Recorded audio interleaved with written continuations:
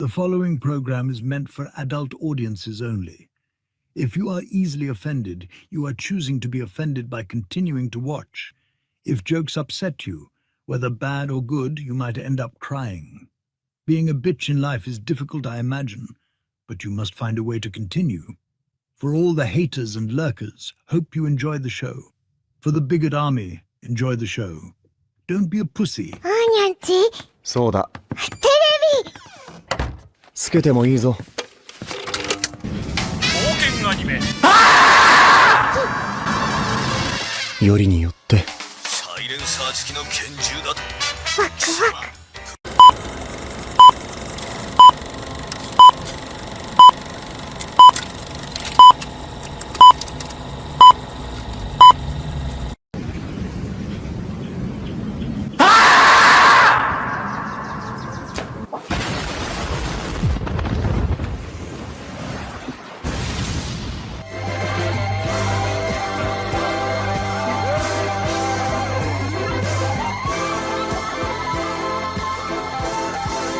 Here we go!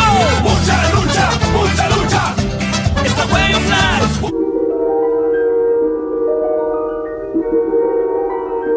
There is a fifth dimension, beyond that which is known to man. It is a dimension as vast as space and as timeless as infinity. It is the middle ground between light and shadow, between science and superstition, and it lies between the pit of man's fears and the summit of his knowledge. This is the dimension of imagination. It is an area which we call the Grifter Zone. Good moo! Oh, you found your moo! My crew is big and it keeps getting bigger. That's 'cause Jesus Christ is. Man, I want to get drunk in a hotel room with you. That might be taken Crazy. out of context. Gay, gay, gay. Oh. Hypno.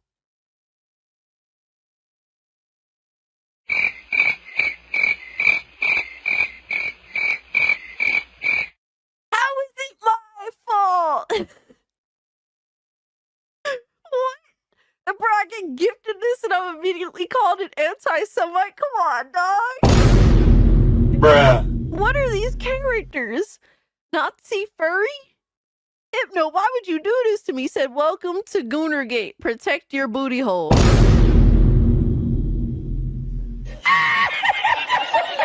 up, nerds? It's Alyssa Mercante, Kotaku senior editor, and nobody even wants you here.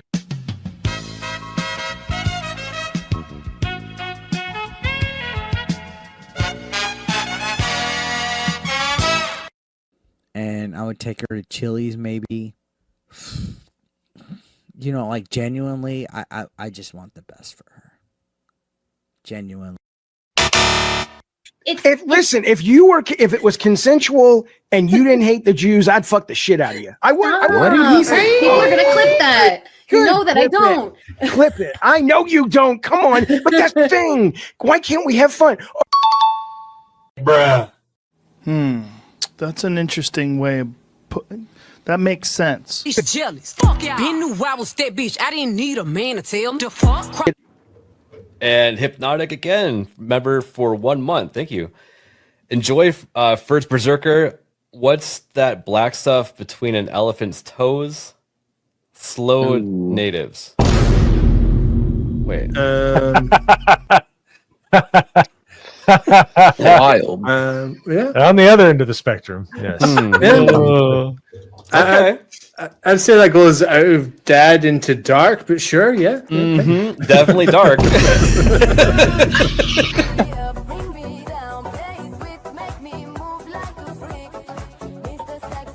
Somebody replies and it says, "This is embarrassing." And he says, "Not as embarrassing as your take on trans kids. It was not researched. It was cruel and it had no basis in facts. So forgive me if I don't take all your takes that seriously." Who's this person? Bruh.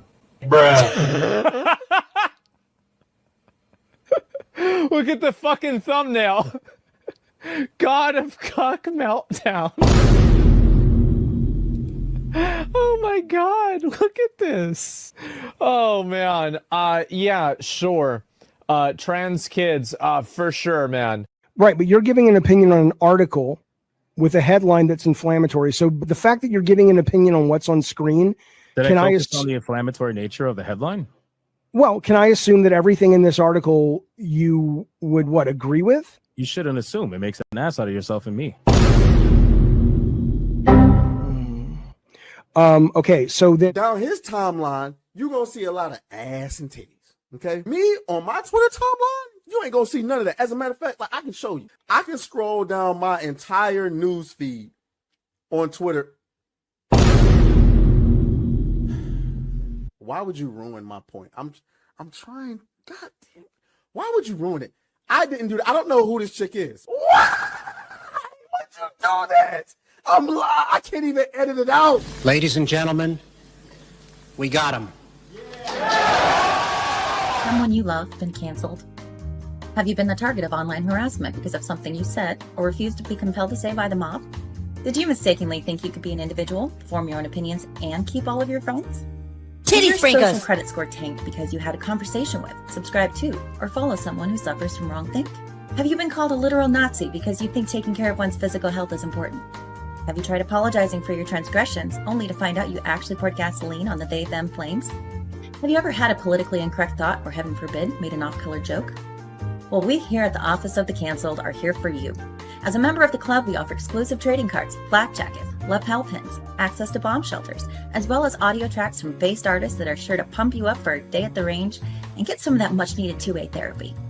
Remember, folks, you're only canceled if you let yourself be canceled, and every one of those collectivist NPCs can go fuck themselves. Eating the dogs, they're eating the cats. Eat the cat, eat the cat.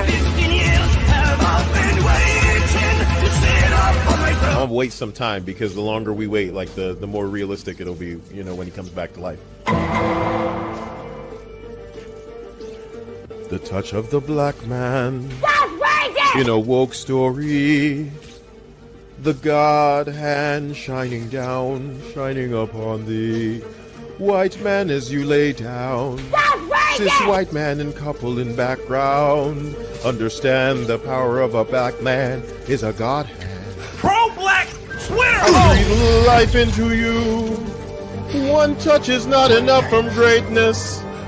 One touch from the black man. Watch me do it again. Kneel and be amazed at the touch of the black man. I bring life. I bring life. Pro-black Twitter hoes! That's right! That's right! Robocock, don't clip that, no! Bruh. Oh God, that's getting clipped. Hey, yo, what the fuck? Oh shit. I was doing so good tonight too. I'm tired of you! Drop it, retard. Robocock.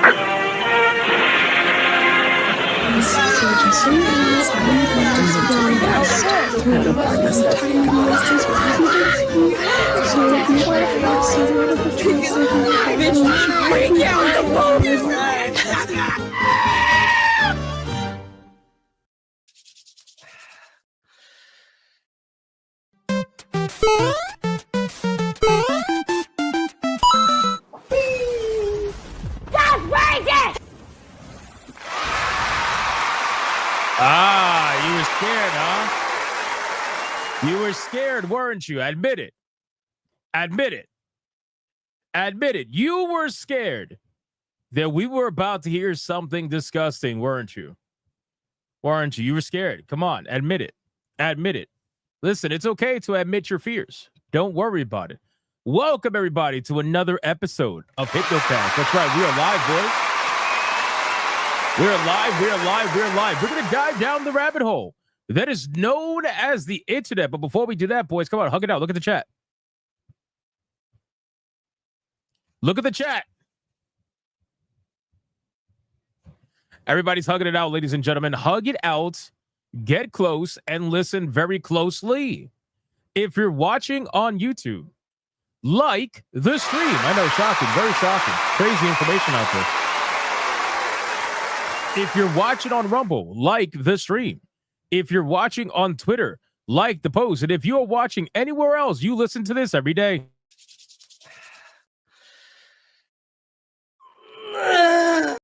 Like the stream. It's scary. It's a scary thing.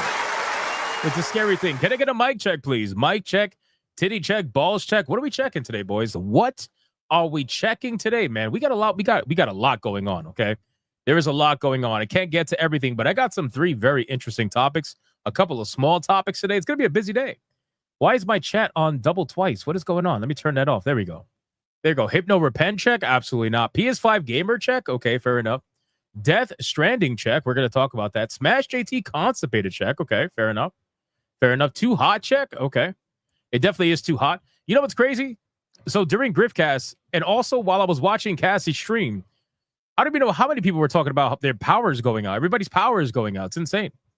MindsEye Studio, oof check. Yeah, absolutely. StreamYards is shit check. I agree. I've been trying to fix this stupid fucking super chat not showing up bug nonsense thing that's happening. I don't know what's going on. Hugs for the femboys check. I'll let you do that. Playing through Oblivion check. Nice. Enjoy. Sonya with the check. Nice. Spec Ops The Line is goated check. It's a pretty good game. I played it. I got a puppy check. Nice. Congratulations, ARC. I wish Scarlet is playable in Stellar Blade check. Why? Eve is the only one that matters. Hypnotic has massive eye boogers check. Okay, fair enough. I got pneumonia check. Oh no, don't die. I hope everything is okay. We got Italian check. Fair enough. Hypno needs tech support check. No, I don't. Amber Turd is trying to come back. Is she trying to come back to the States? No way. Miss, I'm going to move because, I don't know, I hate the world. The first Berserker Kazan female version check. Yeah, I spoke about that when it was first announced like ages ago. And now it's officially here and everybody's freaking out, even though I talked about it already. Big booty Asian girls check. I agree. Sup, Grifter? What's up, Tiger King? Finally, stable power check. Nice, Dark Obsidian. That's good. Ejaculation check. All right, that's where we end. Listen, our ESG scores are at their maximum. We are fully funded. Like the stream. Let's go. We're going to do the Bigot Army roll call. We're going to see who is in his chat right now, aside from former Kotaku urinalists. Black samurais that unfortunately did exist at one point, but got nuked off the face of the earth. And people that swore World War III was going to start, and yet apparently it's already over. No, I don't know whether to believe that or not. I'm just saying. All right, don't yell at me. We got Mr. Melancholy. Rise Jones. Can someone link me that Touch of the Black Man video? Laughing my ass off. I am Black Jesus. Frozen Dark with the cancer check. Oh, no, that's dark. Soul Reaper 2078. Hanny. Monkey Man 04. Angmar WK. Genetic Spore over on Rumble. Daphne M over on Rumble. PS5 Gamer. Studi Bims over on Rumble. Wow, I thought you were going to Florida or Arizona. What? When did I ever say I was going anywhere? Romanizer 24. Our cuz. Smash JT is a gamer. Yeah, nah. That's a bold-faced lie. That's crazy, bro. Be nice to Smash JT. We like Smash JT. Come on, we like him. Soul Reaper 2078, Triple J Jr., Hanny, Monkey Man 04 again, K Gwinnett Queen, Mr. Melancholy, Zalosi, Christopher Lloyd, Ali Kusanagi, War Maniac 209, Delta Sierra, what's up, man? The Gaming Wolf 87, Radio Chim, Michael T, ARC. Hopefully people don't complain about me calling people out today, because that was interesting. Vladimir Shestakov, what's up, man? The Vanilla Gorilla says, new phone, who this? Shout out to you. We got Marius. Warben says, hey again, Hypno, what's up? We got Cesar Velasquez. We got the one and only Refrigerator Sasquatch here to chill.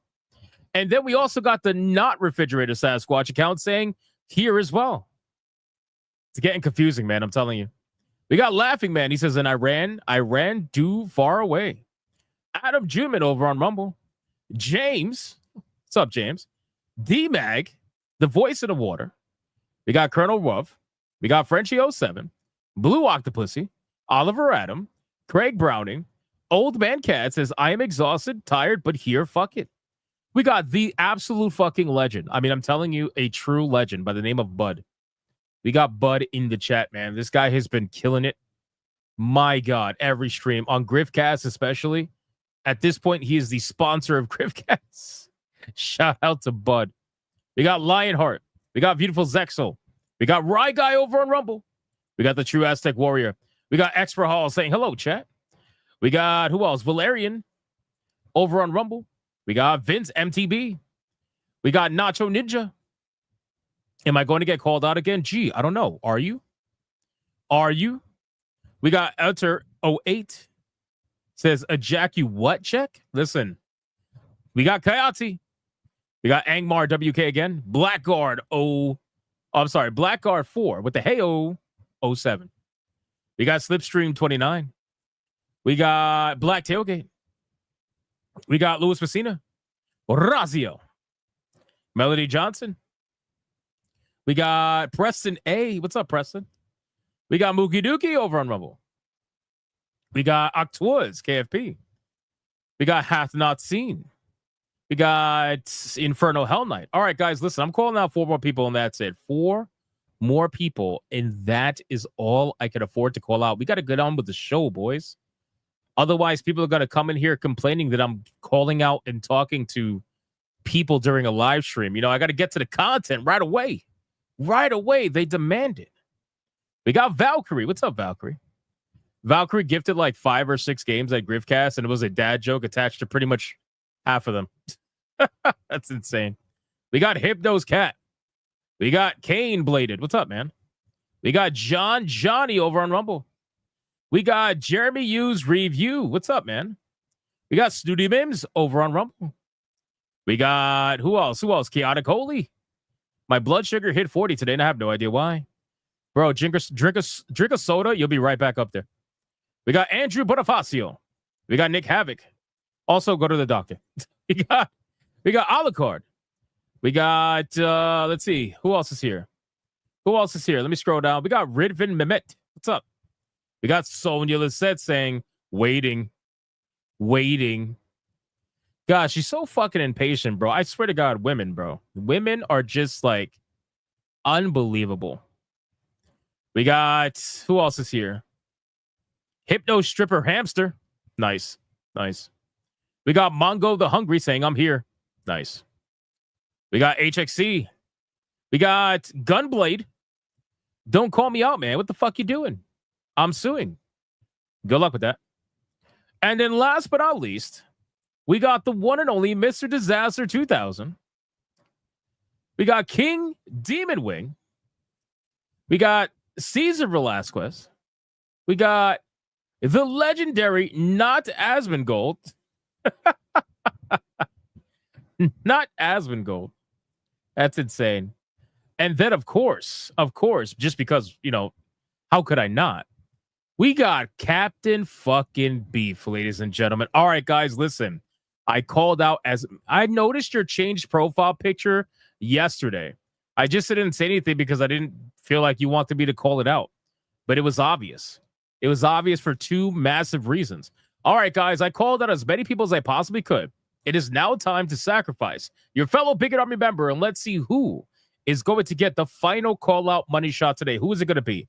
Mr. Melancholy says to go down with a booty hole protected, extra thick, creamy, juicy, no Sneeko chair, no lotion, no oil, no booty warrior, no refrigerator, Sasquatch, no fatties, times 5.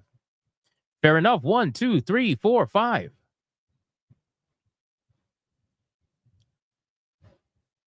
Holy shit. Man, people really like just don't are we just going for like what's going on? Are we not aware that you should be protect the moment you hear the roll call ending, you should be throwing up maximum protection. I feel like they're not even trying to. I feel like Valerian and like Taffy and all these people, I feel like they just, especially Rumble. This is Rumble. Valerian is over on Rumble. Congratulations to Valerian. You are the recipient of tonight's Money Shot today. What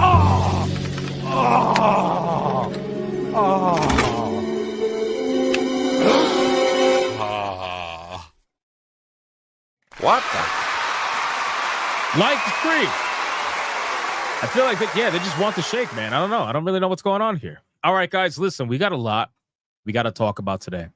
All right, we got a studio closure and a video game cancellation coming to us from Riot Games and a studio that they owned, Hypixel Studio, after 7 years of development trying to create a Minecraft competitor. They're shut down. They're dead. They're gone. We got to talk about it.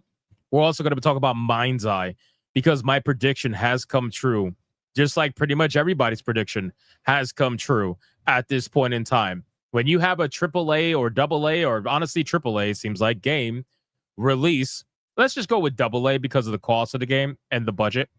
When you have a AA game release and it costs you an insane amount of money, even for a AA, and you end up with only 72 people playing the game right now, needless to say, you're cooked.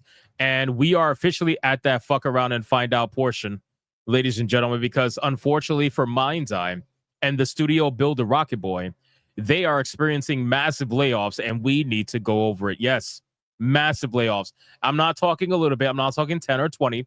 They're going to fire over 100 employees from the studio. It is a massacre, so we will talk about it. We're also going to talk about Death Stranding 2, because there's a review that's going viral right now all over the internet. And this particular review comes to us from the glorious journalistic integrity website known as GameSpot. Yes, GameSpot. GameSpot has written a review, and they decided that in their review, not only were they going to trash the game, but they were going to trash the game for reasons that have nothing to do with the game and have everything to do with their ideology. And these are the people they want you to believe that they are the mainstream people that you should be listening to. It's honestly quite amazing. It's quite amazing that these people, they claim that we are the ideological ones, are the ones who are putting ideology in their game reviews, where my own personal written game reviews don't even have the word woke in it. I have zero ideology of any kind in my reviews, because when I review video games, it's only about the game and that's it. And these people are incapable of doing that. Meanwhile, we are the grifters. That is incredible. So we're going to talk about that. We're going to talk about that. And then we got some fast stories. We got Final Fantasy 16. Remember how Final Fantasy 16 was getting felted going on Xbox and is probably one of the worst selling Xbox games ever? Apparently, they're looking at that for inspiration, because now there's rumors about Final Fantasy 16 coming to the Switch 2. Yes, the Switch 2. Final Fantasy 16. We got to talk about that. And we're going to talk about some recent skins that have been added to Black Ops 6 that has me scratching my head and just kind of repeating the same thing that I've said before, which is I'm so glad I don't play this fucking game anymore, because it's such a joke at this point. It literally is a massive joke. Call of Duty, unfortunately, is not the serious Twitch military shooter that it used to be. It hasn't been that way for years, but now more than ever, it is so blatantly obvious, and it's basically first-person Fortnite. So we got a lot we got to talk about, ladies and gentlemen. But before we do that, we got the #1 segment on YouTube to cover. We got the #1 segment on Rumble to cover. As you guys are liking the stream, by the way. Like the stream, but you're a hate watcher. I'm just saying. We also got to cover the #1 segment on Twitter, the #1 segment in the country, in the world, in the galaxy, in the universe, in the multiverse. This segment is known all around the world as the pre-stream legend. Money, print money, cash, money, well, capitalism, raise a bunch of money, more money, heaps and heaps of money, print money, cash, money, well, capitalism, raise a bunch of money, super chat money. As salty as the sea, calling us no-code names. SJW screaming, but it's money they blame. Burning with envy, they're falling flat. They can't handle the sound of a super chat. All right. We got ourselves the pre-stream legends, and unfortunately, StreamYards is still gay. So with that being said, we're going to bring them up on screen because, well, that's just what we got to do for the time being. Let's make them a little bit bigger so that we can read them. This guy decided to get us damn near to tier 1 all by himself. So we are going to be starting with a maximum goon because the Lurker Supreme decided to donate $183.83. That is insane.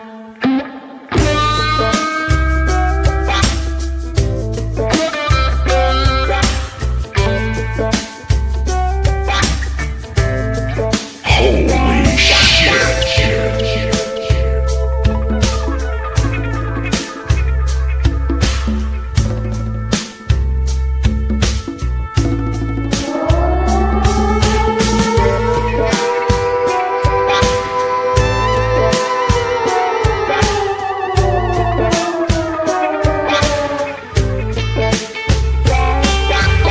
Holy shit.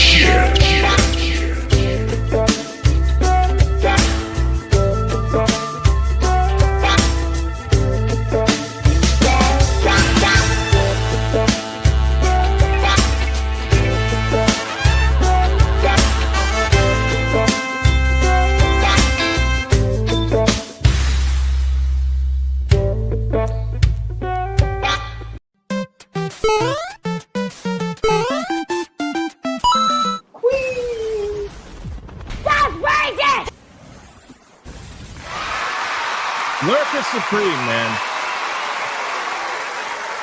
This guy, unbelievable, bro. 183.83 is a maddening super chat. That is maddening. So let's talk about it. He says, after I sent that positive super chat a week or so ago, I just haven't felt right. Something has been wrong. So, middle finger. That feels better. Like the stream, bigots. Hail the chat. Shout out to Lurker Supreme, trying to ensure that toxic positivity does not maintain itself. Thank you. Thank you. I appreciate that. And then Lurker Supreme decided to follow it up with a 10 membership mega bang.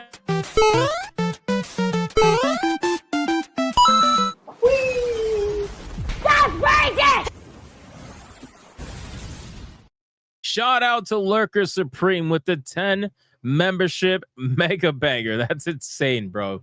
Thank you so much. And like I said, he damn near got us a tier 1 all by himself at the beginning of the stream. Two Tone says, I like the stream. Good.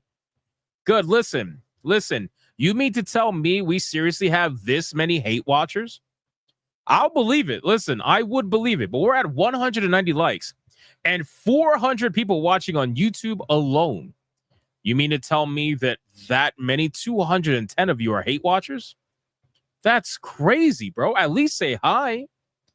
At least say hi if you're going to hate watch. You got Warmaniac 209 with a 2 says hashtag F Robert De Niro 2. That's crazy. That is crazy.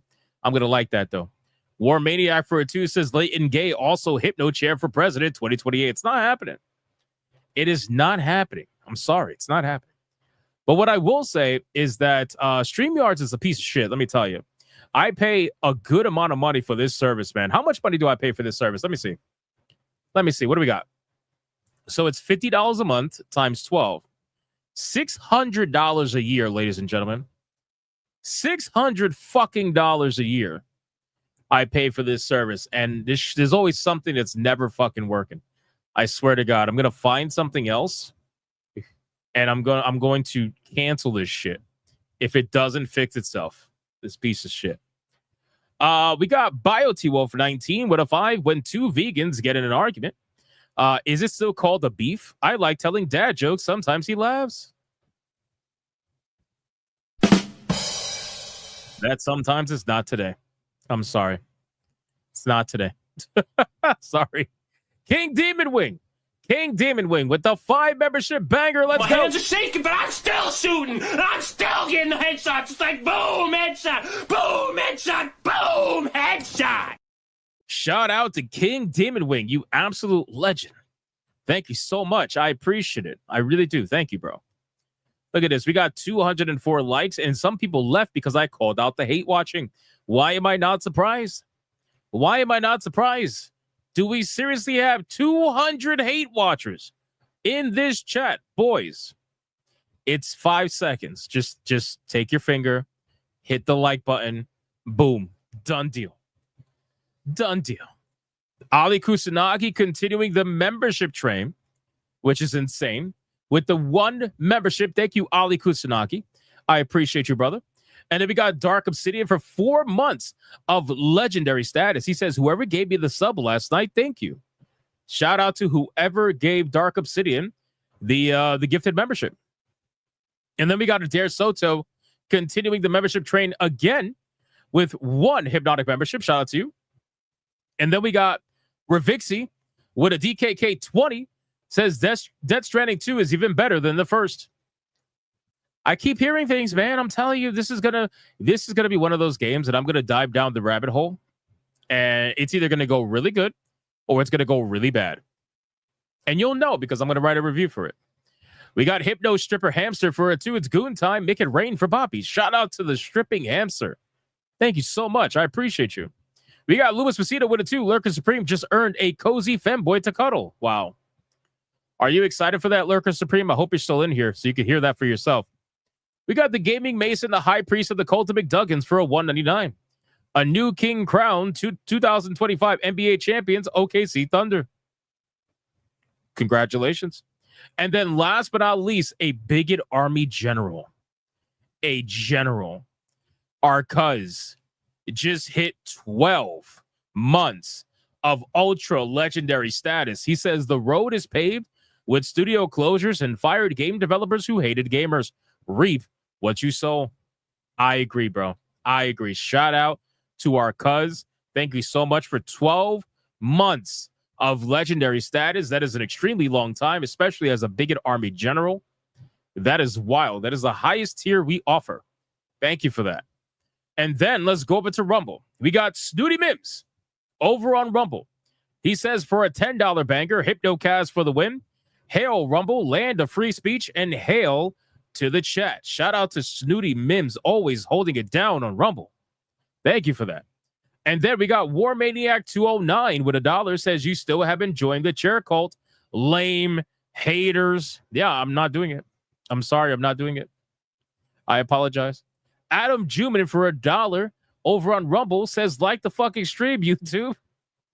I like how he's donating money to Rumble to tell YouTube to like the fucking stream. That's incredible. That's incredible. Shout out to Adam Juman. Thank you. And then we had 2 more come into YouTube really quick. We got Gearmaster. What if 5 says 2 vegans in an argument? Talk about being in a pickle. Time to squash that argument. Oh, boy. He just had to do it. Just had to do it. And then we have Raziel with 18 months of legendary status. Says much love to the Bigot Army. Shout out to all of you. Keep on gooning and gaming. I agree. Keep on gooning and gaming always. Or gaming and gooning. It doesn't have to be in any particular order. As long as both are happening, we're always happy. And look at this guy. This guy tried to say in Griffcast today that I make fun of his hair. First off, that's never happened. Okay, that's never happened. All I said is that you have the modernity fade. It's a factual statement. It's not me making fun of your hair, okay? And number 2, shout out to Cryptic Beats. Thank you so much for becoming a Bigot Army soldier. I guess you finally decided to be cool again. I appreciate you. Thank you, brother. And that catches us up everywhere, ladies and gentlemen. What an insane pre-stream legend.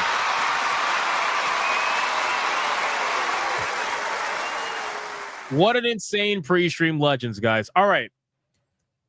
We are going to get into the fast topics, and then we're going to get to the main topics after that, obviously, because that's what we do. But I want to remind everybody that we have well over or almost 200 hate watchers in the chat right now. 200 hate watchers. That's insane, bro. That's insane. How are you hate watching like that? What are we doing? What are we doing? All right. Fast topic numero uno. Black Ops 6, ladies and gentlemen. And this is more so about just the general conversation about Call of Duty, unfortunately. Call of Duty has become extremely unserious. And I think most people can agree with that to some extent.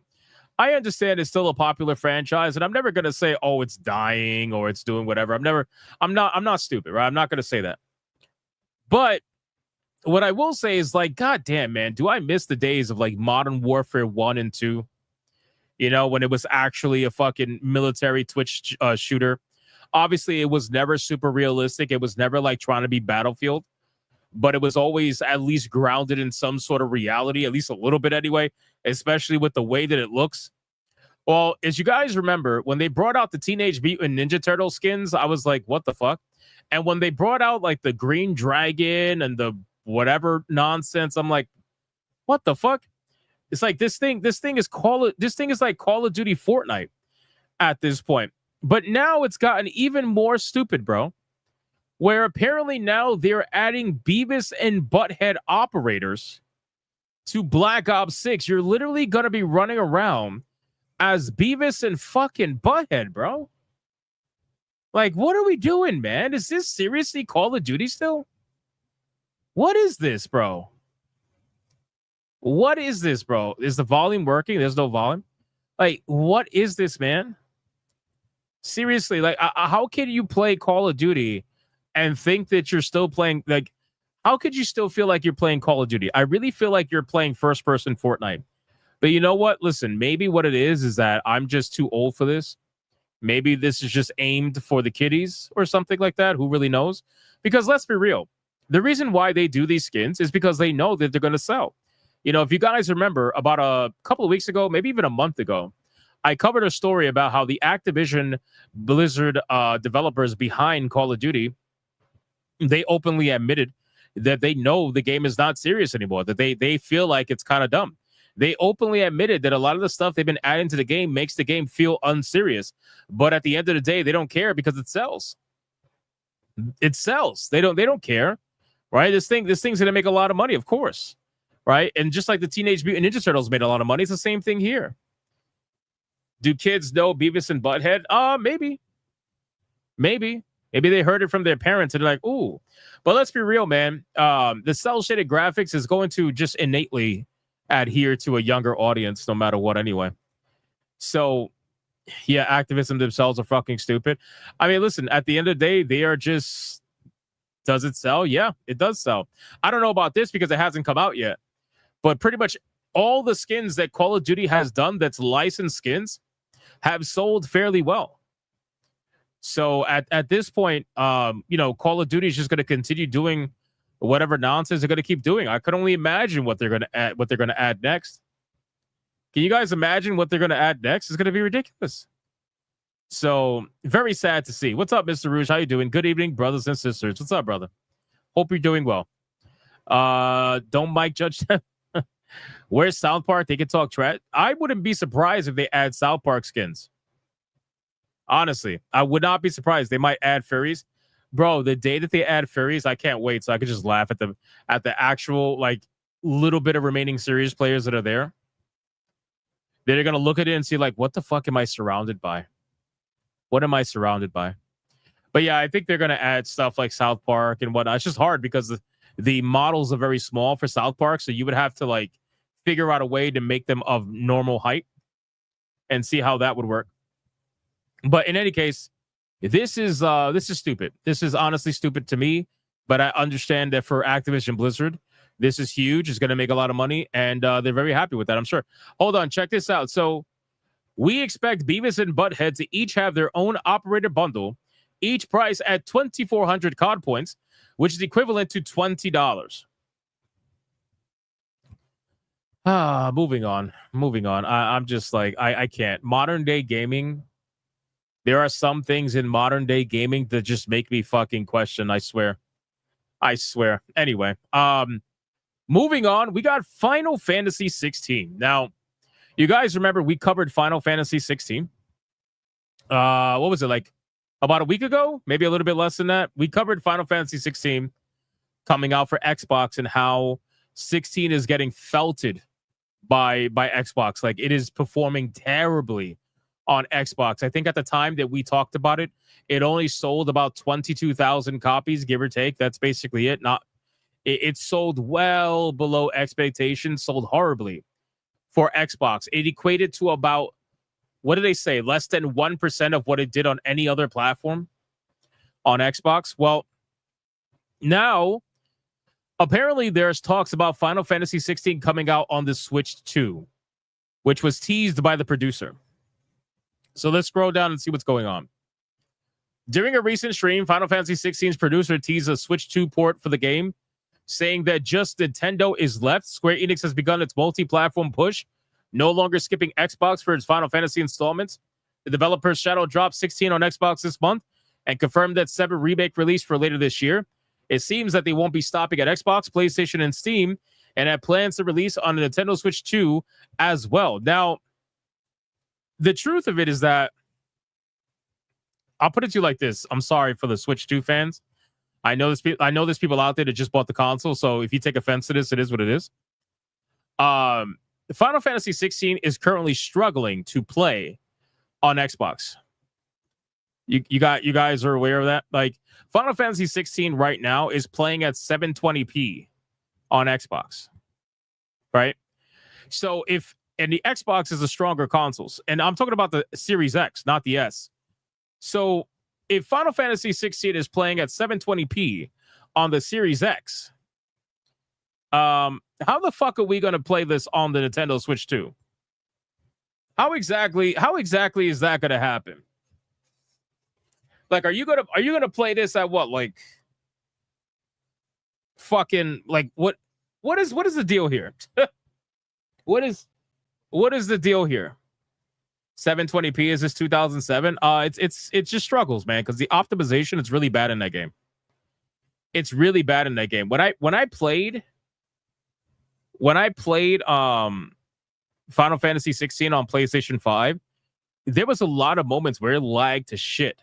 Especially when there was moments where the game had a lot of particle effects on screen. It was really bad.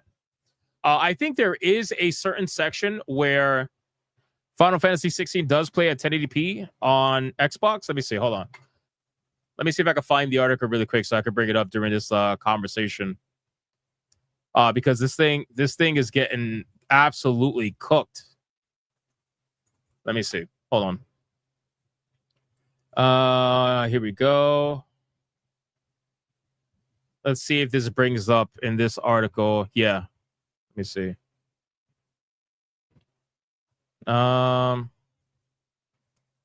Nope, it does not bring it up. Shit, I gotta find it.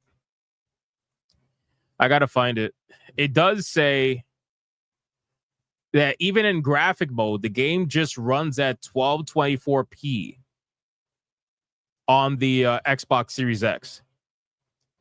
And that's at, like, not caring about frame rates, maximum graphics, all that stuff. So it runs like shit, basically. But I'll find the rest about the 720. Let me see. Hold on. Final Fantasy 16, 720p Xbox. Let me see. Let's go to news. Yeah, so okay, check this out right here. Got it. We got it. Sorry about that. I didn't have this for the thing here. Just so, because again, I don't want people to say, "Oh, you're just making shit up. You're just making shit up. You're making shit up because I'm an Xbox fanboy and I can't admit that this shit is weak." Final Fantasy 16 only runs at 720p on Xbox Series X in performance mode. Holy shit. That's rough. What about X, who has an S? I've been talking about X the entire time. I haven't been talking about S. I'm sorry. I don't know if you caught that earlier. Yeah, I guess you didn't catch that earlier, huh? I've been talking about the Series X the entire time. I haven't been talking about the S, brother. I'm sorry. But yes, Final Fantasy 16 runs only at 720p on Xbox Series X in performance mode. So that is a massive problem, obviously, for a lot of people. And once people found that out, they were like, what the fuck? So then it makes you wonder, okay, so going kind of back to what we were talking about with the Switch, how exactly is this going to go down? right? I can understand you may want to put this on the Nintendo Switch, but let's be real. If you're only getting 720p in performance mode, how exactly are you going to get 1080p or 720p on the Nintendo Switch? I mean, at this point, you're going to just basically be playing a pixelated game. You might as well go back to PS1 polygon graphics or something like that. Like, what are we honestly doing here? Perhaps you should just stay away from the Nintendo Switch, because the Nintendo Switch 2 is weaker than the Xbox Series X. So if that can't do it, then I guarantee the Switch can't do it. The Switch 2, this is so true. The Switch 2 will run it at 720p at 30 FPS. That's if it's lucky. That's if it's lucky. Seriously. This is just not the kind of game that belongs on the Switch. I understand they want to put all these games on Switch. They want to, because, you know, the Nintendo Switch 2 now, they're trying to do a big third-party push. But the simple fact is, Final Fantasy 16 is already an older game. Not old, but like, you get what I'm saying. It's been out for a while already. It wasn't going to sell that much on the Xbox to begin with, because the Xbox doesn't really have a huge fan base for Final Fantasy. They've been basically they've been left out of the Final Fantasy sphere for many, many, many decades. So at this point, shadow dropping 16 on Xbox is not going to do anything crazy. And the Nintendo Switch 2, it's going to run like shit, man. Don't even bother. Like, seriously, don't even bother at this point. But anyway, spotted on Reset Era, Final Fantasy 16 producers teased that the Switch 2 port towards the end of the XIV letter from the producer live stream. The producer, Yoshida, stated that just Nintendo-san is left when talking about the Xbox port for 16. The creative director, Kazutoyo Mahiro, also chimed in, stating he will do his best. This statement doesn't confirm a 16 Switch 2 port, but does tease the possibility. You will do your best? Yeah. Sure. You will do your best to ensure that that game never reaches the Nintendo Switch 2. Please, for the love of God. For the love of God, just don't even bother. Just don't even bother. It's the worst idea you could possibly have. All right, boys. Let's it's gonna be a key card anyway. Yeah, true. That's true. It's gonna run like 8-bit Mario. Yeah. I think 8-bit Mario ran better, to be fair. To be fair. If they announce Final Fantasy VII Remake Part 3 will be released on Xbox and PlayStation at the same time, great. I think they probably will, to be honest with you. I think that it's going to be a multi-platform release between PC, Xbox, and PlayStation. I don't see why that wouldn't happen for that game. But to be honest with you, we're talking about a video game that from start to finish took almost 9 years to get to the end of the story. Like, what the fuck do I care, bro, at this point? By the time they release this game, I'm going to be like, oh, yeah, I don't care. I don't care. But in any case, I can hear the music already. True. All right, let's get to the first topic. First main topic of the evening, but let's just catch up on Super Chats quickly. Is there anything that came in towards the end? Let's see. Yes, there was. Let's give a quick shout out to, we got Controller Supported, becoming a Bigot Army soldier all on their own. Shout out to Controller Supported. Thank you so much. I appreciate you. And then last but not least on YouTube, we got Scrap Gamer, the Junkman of Gaming. 485 says, I'm surprised that they haven't added you to Call of Duty since you talk nonstop about it.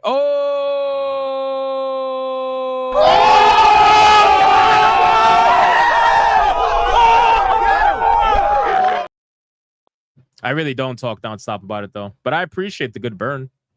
I appreciate the burn. You talk nonstop about Call... No, I don't. No, I don't. I wish I did. I'd probably get more views that way. All right.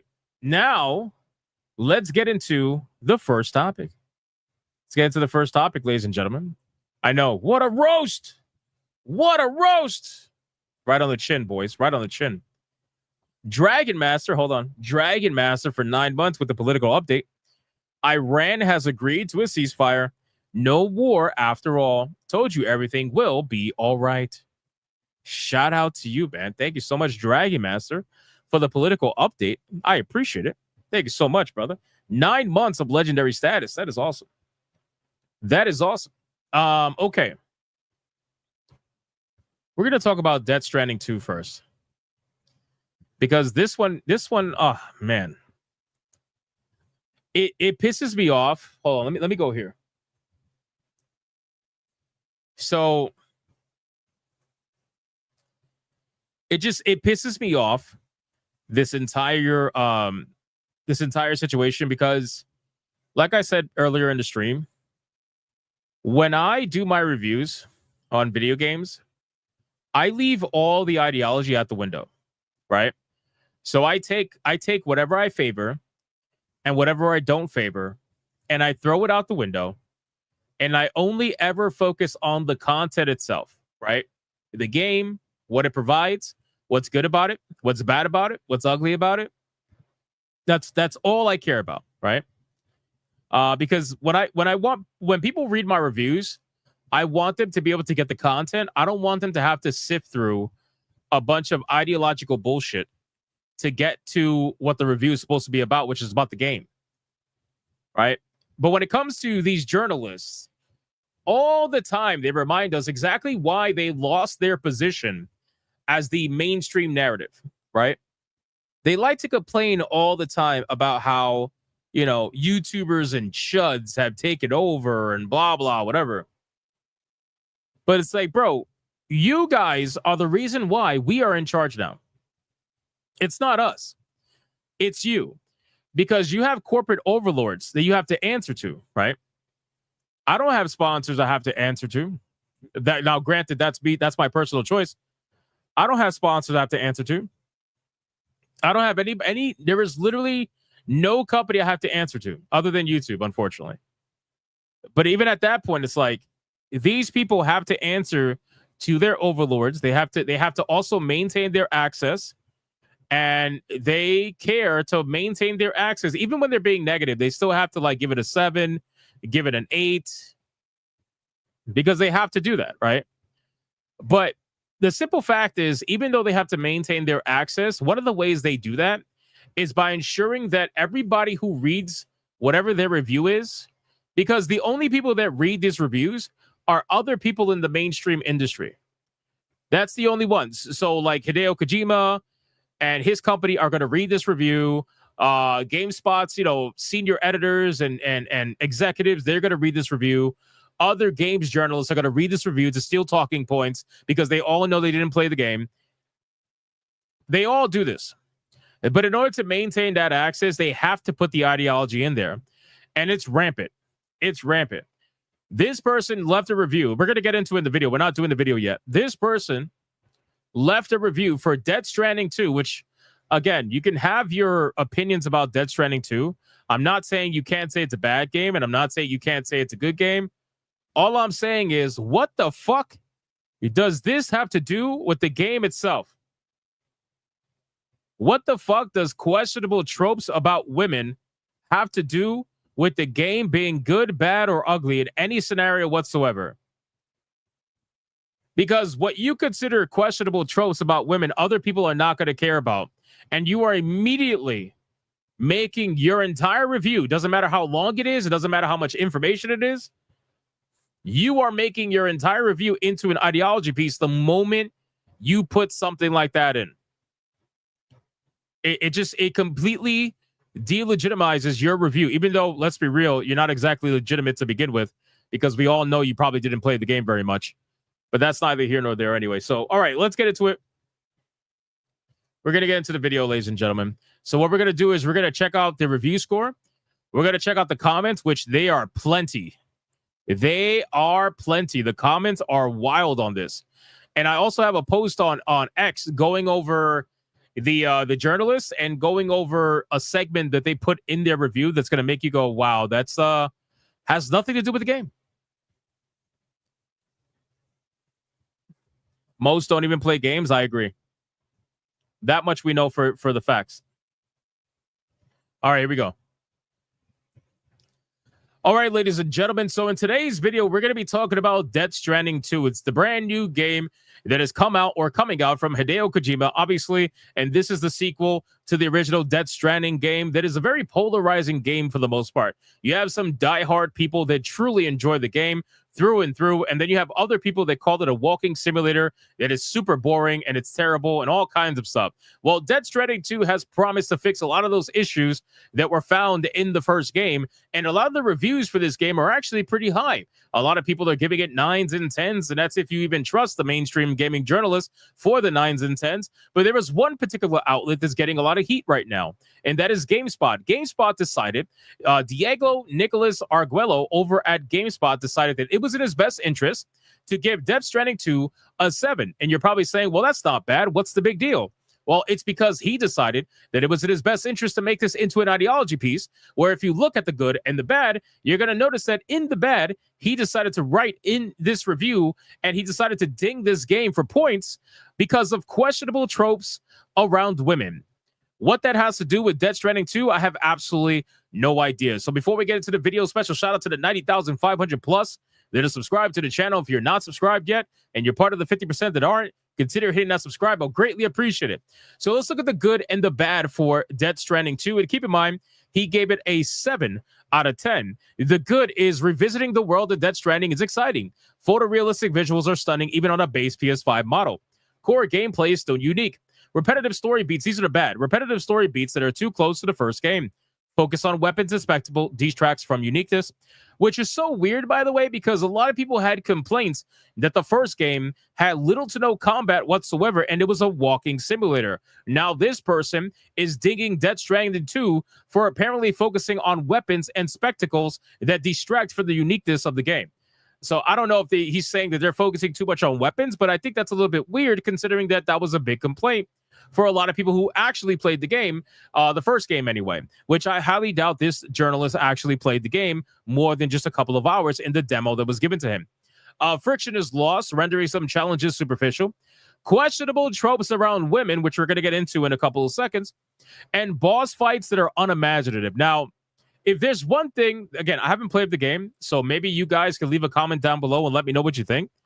But if there's one thing I can say is that Hideo Kojima does not create unimaginative boss fights. You know what I mean? Like Hideo Kojima creates some of the weirdest, most insane boss fights that are known to modern day gaming. All right. If you look at the Metal Gear Solid franchise, a lot of the memorable events were boss fights that were in that game. Psycho Mantis, I'm looking at you. Sniper Wolf, I'm looking at you. Like these are situations that Hideo Kojima has created.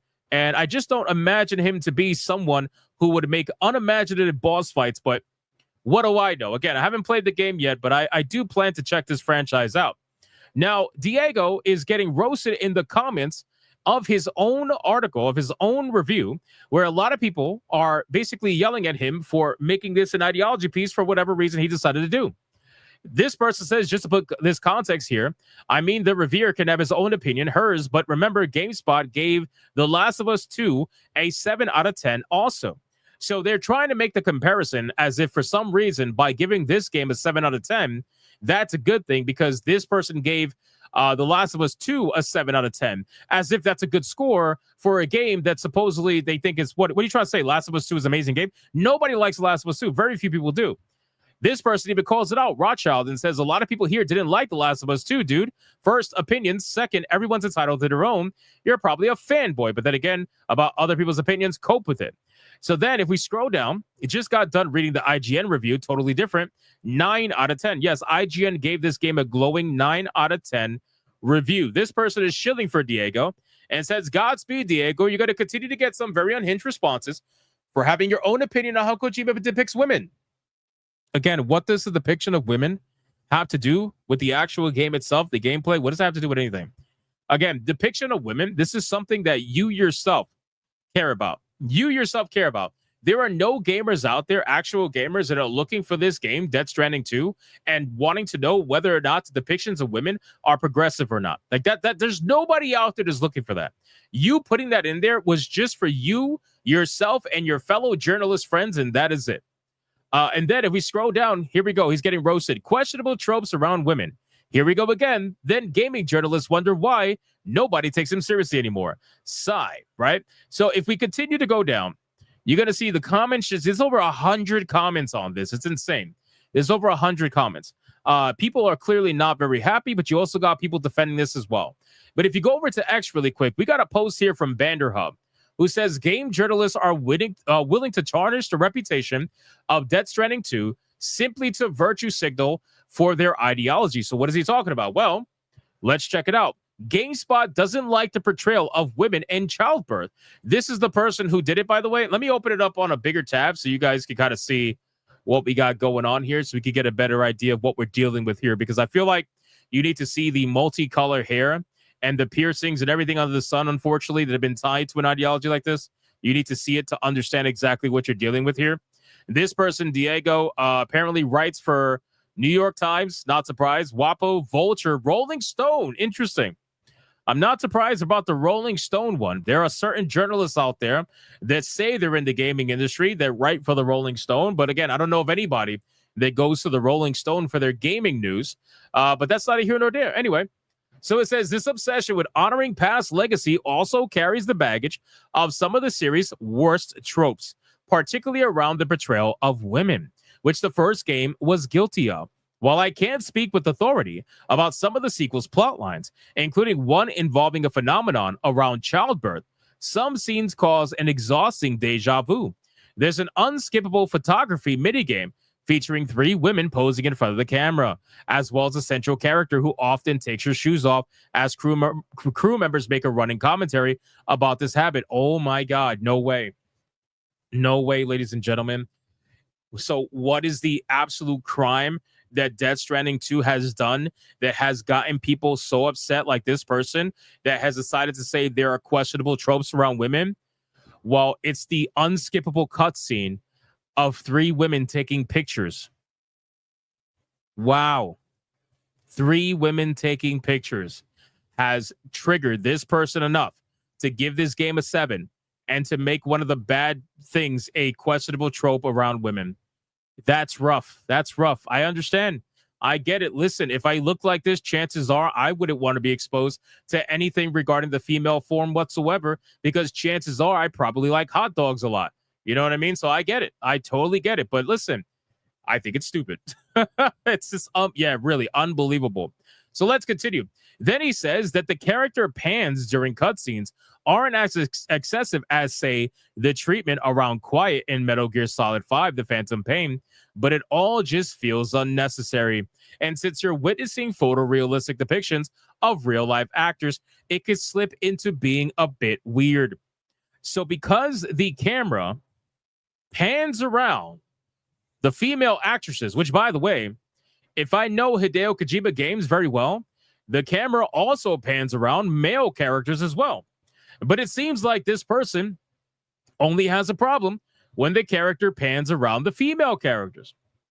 Gee, I can only wonder why that is. So you mean to tell me that you decided to hit this game for questionable tropes around women, and the 2 biggest complaints that you have in the article or in the review is that, 1, you had to watch an unskippable cutscene of women taking photos of themselves, and 2, the camera during cutscenes tends to swirl around female characters in the same exact depictions as they tend to swirl around male characters. But because it's female, it's a trope. Bro, at this point, I don't even know what to even say. Do you know how many times the camera has panned to Solid Snake's fucking ass? Do you understand how many times, like, you had to see Snake's butt cheeks? Seriously, what are we even talking about here? Did you even play any of these games?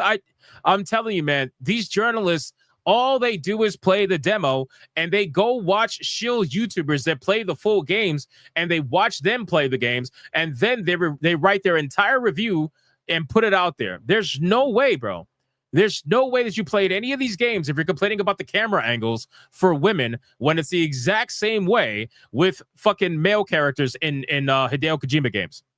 It's unbelievable. Were you complaining when Raiden was naked in Metal Gear Solid? Were you complaining about that? Were you complaining about when he was shirtless in Metal? Like, oh my God, bro. What are we doing? What are we talking about? What are we talking about? So at the end of the day, the reason why we bring this up is because, and shout out again to Banderhub. Thank you so much for this photo. That is awesome. If you're not following Banderhub on Twitter, please make sure to go follow him if you enjoy the content. But this person is a prime example of what it means when ideology takes precedence over the work that you're doing, right? This is why when I do my reviews on Steam, when I write them out and I write those freaking novels that I write them the way that I do because I don't want any ideology in my reviews. I don't want left. I don't want right. I don't want nothing. I just want to talk about the game, what's good, what's bad, and what's ugly about it. That's all I want to do. And if you start sneaking in bullshit like this, talking about, oh, the camera pans around women in a suspicious way, and it's really weird because it's real people, bro, okay. So let me ask you a question, Diego. If you think it's weird that the camera in-game is panning around the female actresses because you think it's weird for some reason, how exactly do you think the cameras move when they're taking their 360 shots of the actresses? Because, by the way, when they're doing mocap or when they're doing model capping and they got them, covered with all the stuff and whatnot, look at what happened with Stellar Blade. Stellar Blade, the character Eve was modeled after a real supermodel. She stood in the middle of, I don't even know how many cameras, and they were 360ing her all around. Is that weird? How else would she have done the job? But of course, for Diego, it's not about what makes sense. It's just about the actual ideology and whatever his nonsense is. So you guys can let me know in the comments. Obviously, people are cooking this guy, rightfully so. Absolutely cooking. Vanderhub says, I've been gathering their names for a while now. Got to expose these weirdos. He does a good job, and he compiles it all really nicely in a good post. So shout out again to him. These people are absolutely stupid. And it just further proves that you cannot rely on the mainstream gaming journalism to put out anything that looks even remotely authentic. There's nothing authentic about it. This person wrote a review over a couple of hours of gameplay and decided to end his review talking about tropes about women, and then he dinged the game just because of it. If you were giving this game a 7 out of 10 and you never once mentioned the tropes around women, I wouldn't care. But that's just your opinion, right? But now that you're putting tropes about women, now I have to question your entire review because you decided to make ideology a forefront of the review. And it's really unfortunate. And this is why you guys lose all the time. So you guys can let me know in the comments down below. What do you think about this story? Do you think this journalist, Diego, is somebody who is a really good journalist? Or do you think this guy's an absolute joke? Do you think this is an ideology-driven review? Or do you think he was just being fair with his review? You could agree, you could disagree, but you can let me know in the comments down below. And special shout out to the 90,500 plus that are subscribed to the channel. If you're not and you enjoyed the video, consider hitting that subscribe. And I'll see you guys on the next one. He's a joke. Yeah, he's a clown. Yeah, I would agree with that. Tanya says, I'm not gay no more. Yo, look at this account. No! Oh, my God. No, I refuse. I'm leaving. I refuse. I'm done. I can't do this. I can't do this anymore. That's it. Bye.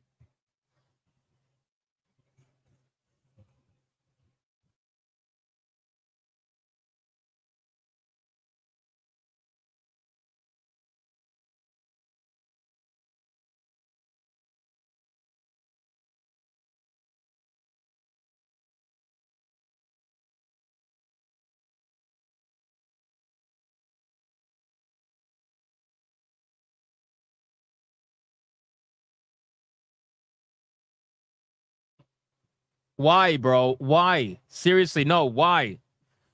Why?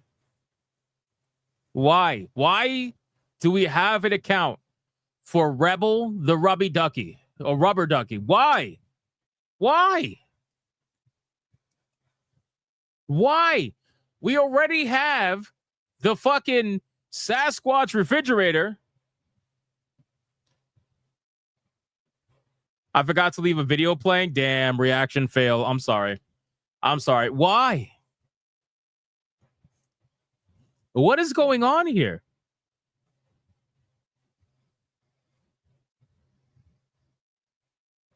This is unbelievable.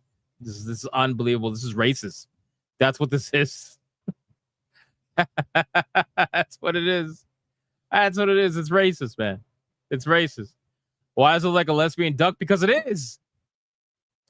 It is. It's a lesbian duck, bro. That's exactly what it is.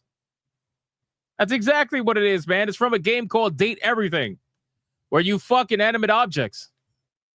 Hypno Brick, no, flaccid. Flaccid, maximum flaccid, bro. Oh my god, man. You guys are just how did you make these accounts so fast? I don't understand. I just don't. We're gonna catch up on super chats, boys. You guys are just something else, man. Beautiful Zexel. What if I says Square will release 16 on the Switch too, but they release it as a cloud version, like how they did with Kingdom Hearts? Okay. Maybe. I suppose that's possible. Thank you for the 5, brother. David Elias with a 2. I told you it would be fine. Christmas every day. Fair. You did. Val Bloom with a 2. Hey, Hypno, would you be down for a Final Fantasy X remake? No. No, stop remaking these games. You're fucking it up. Our cuz with a 5. Don't let that thing of a game reviewer ever play any of the Metal Gear games. It will be triggered. Exactly, bro. Exactly. Do you know how many ass cheeks that you see in Metal Gear in all, like the entirety of the series? Bro, remember when it zooms in on Meryl's ass? Remember when it zooms in on Meryl's ass? I believe it's in the bathroom scene, if I'm not mistaken, or something along those lines. But remember when it zooms in on Meryl's ass? Oh, the amount of times it zooms in on Solid Snake's ass, bro, or Raiden. Bro, Hideo Kojima does it to everybody, bro. Everybody. Why are we pretending as if this is a thing? Just for women. It's because these people are literal tourists and they want to try to pretend as if we are the tourists, as if we are the grifters. No, bro. You are the tourist. You are the grifter. You have no idea what the fuck you're talking about. You're trying to make this into an ideology thing and try to pretend as if women are being attacked somehow by Hideo Kojima when he literally does it to men as well. Exactly. Equal opportunity cheeks. Exactly. Exactly. There's Gooner material for men and women. But only the Gooner material for men are the problem. The Gooner material for women or gay men are never the issue. You notice that? Do you notice that? It's never an issue for the gay men or the women. They could goon as much as they want. But straight men, no, that's a problem. That's triggering. What a joke, bro. I swear to God. Anyway, thank you, our cuz, for the 5. And then we got Lucifer Morningwood, the absolute legend, dropping a massive 10 membership mega banger.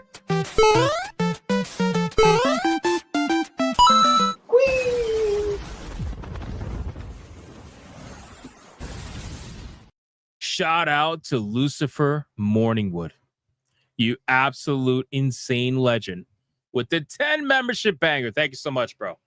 I appreciate you. I appreciate you. What's up, Jismiok? How you doing? How you doing? Thank you, Lucifer Morningwood. Thank you. All right, boys. We got nothing on Rumble. Rumble's asleep right now. Let us get into the next topic. We're caught up on all super chats.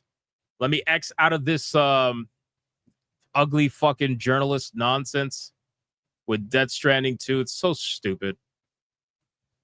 Oh, man. I've been excited. I've been excited about this one. I've been waiting all day to talk about this, boys. You're probably thinking to yourself, what is he talking about? What is he talking about? What am I talking about? What am I talking about? I'm so excited. I am so excited to talk about this, ladies and gentlemen. Because I was right again. I was right again. I'm not right all the time, but I'm right a good amount of the times. And this was one of them. This was one of them. I said this was going to happen relatively soon. I said there was no way. There was absolutely no way that this studio is going to be able to save this game without massive layoffs. It's impossible. And then it's going to happen really soon. I don't know how soon, but really soon. Well, apparently it happened in a couple of days. It happened in a couple of days. It's crazy. And here we are. Here we are. You get what you fucking deserve. That's how I see this, man. That's how I see this. So I'm going to be excited for this one. Hope you guys are excited for this one. And remember, behave. You're on YouTube. Behave. Behave in the chat. Trooper.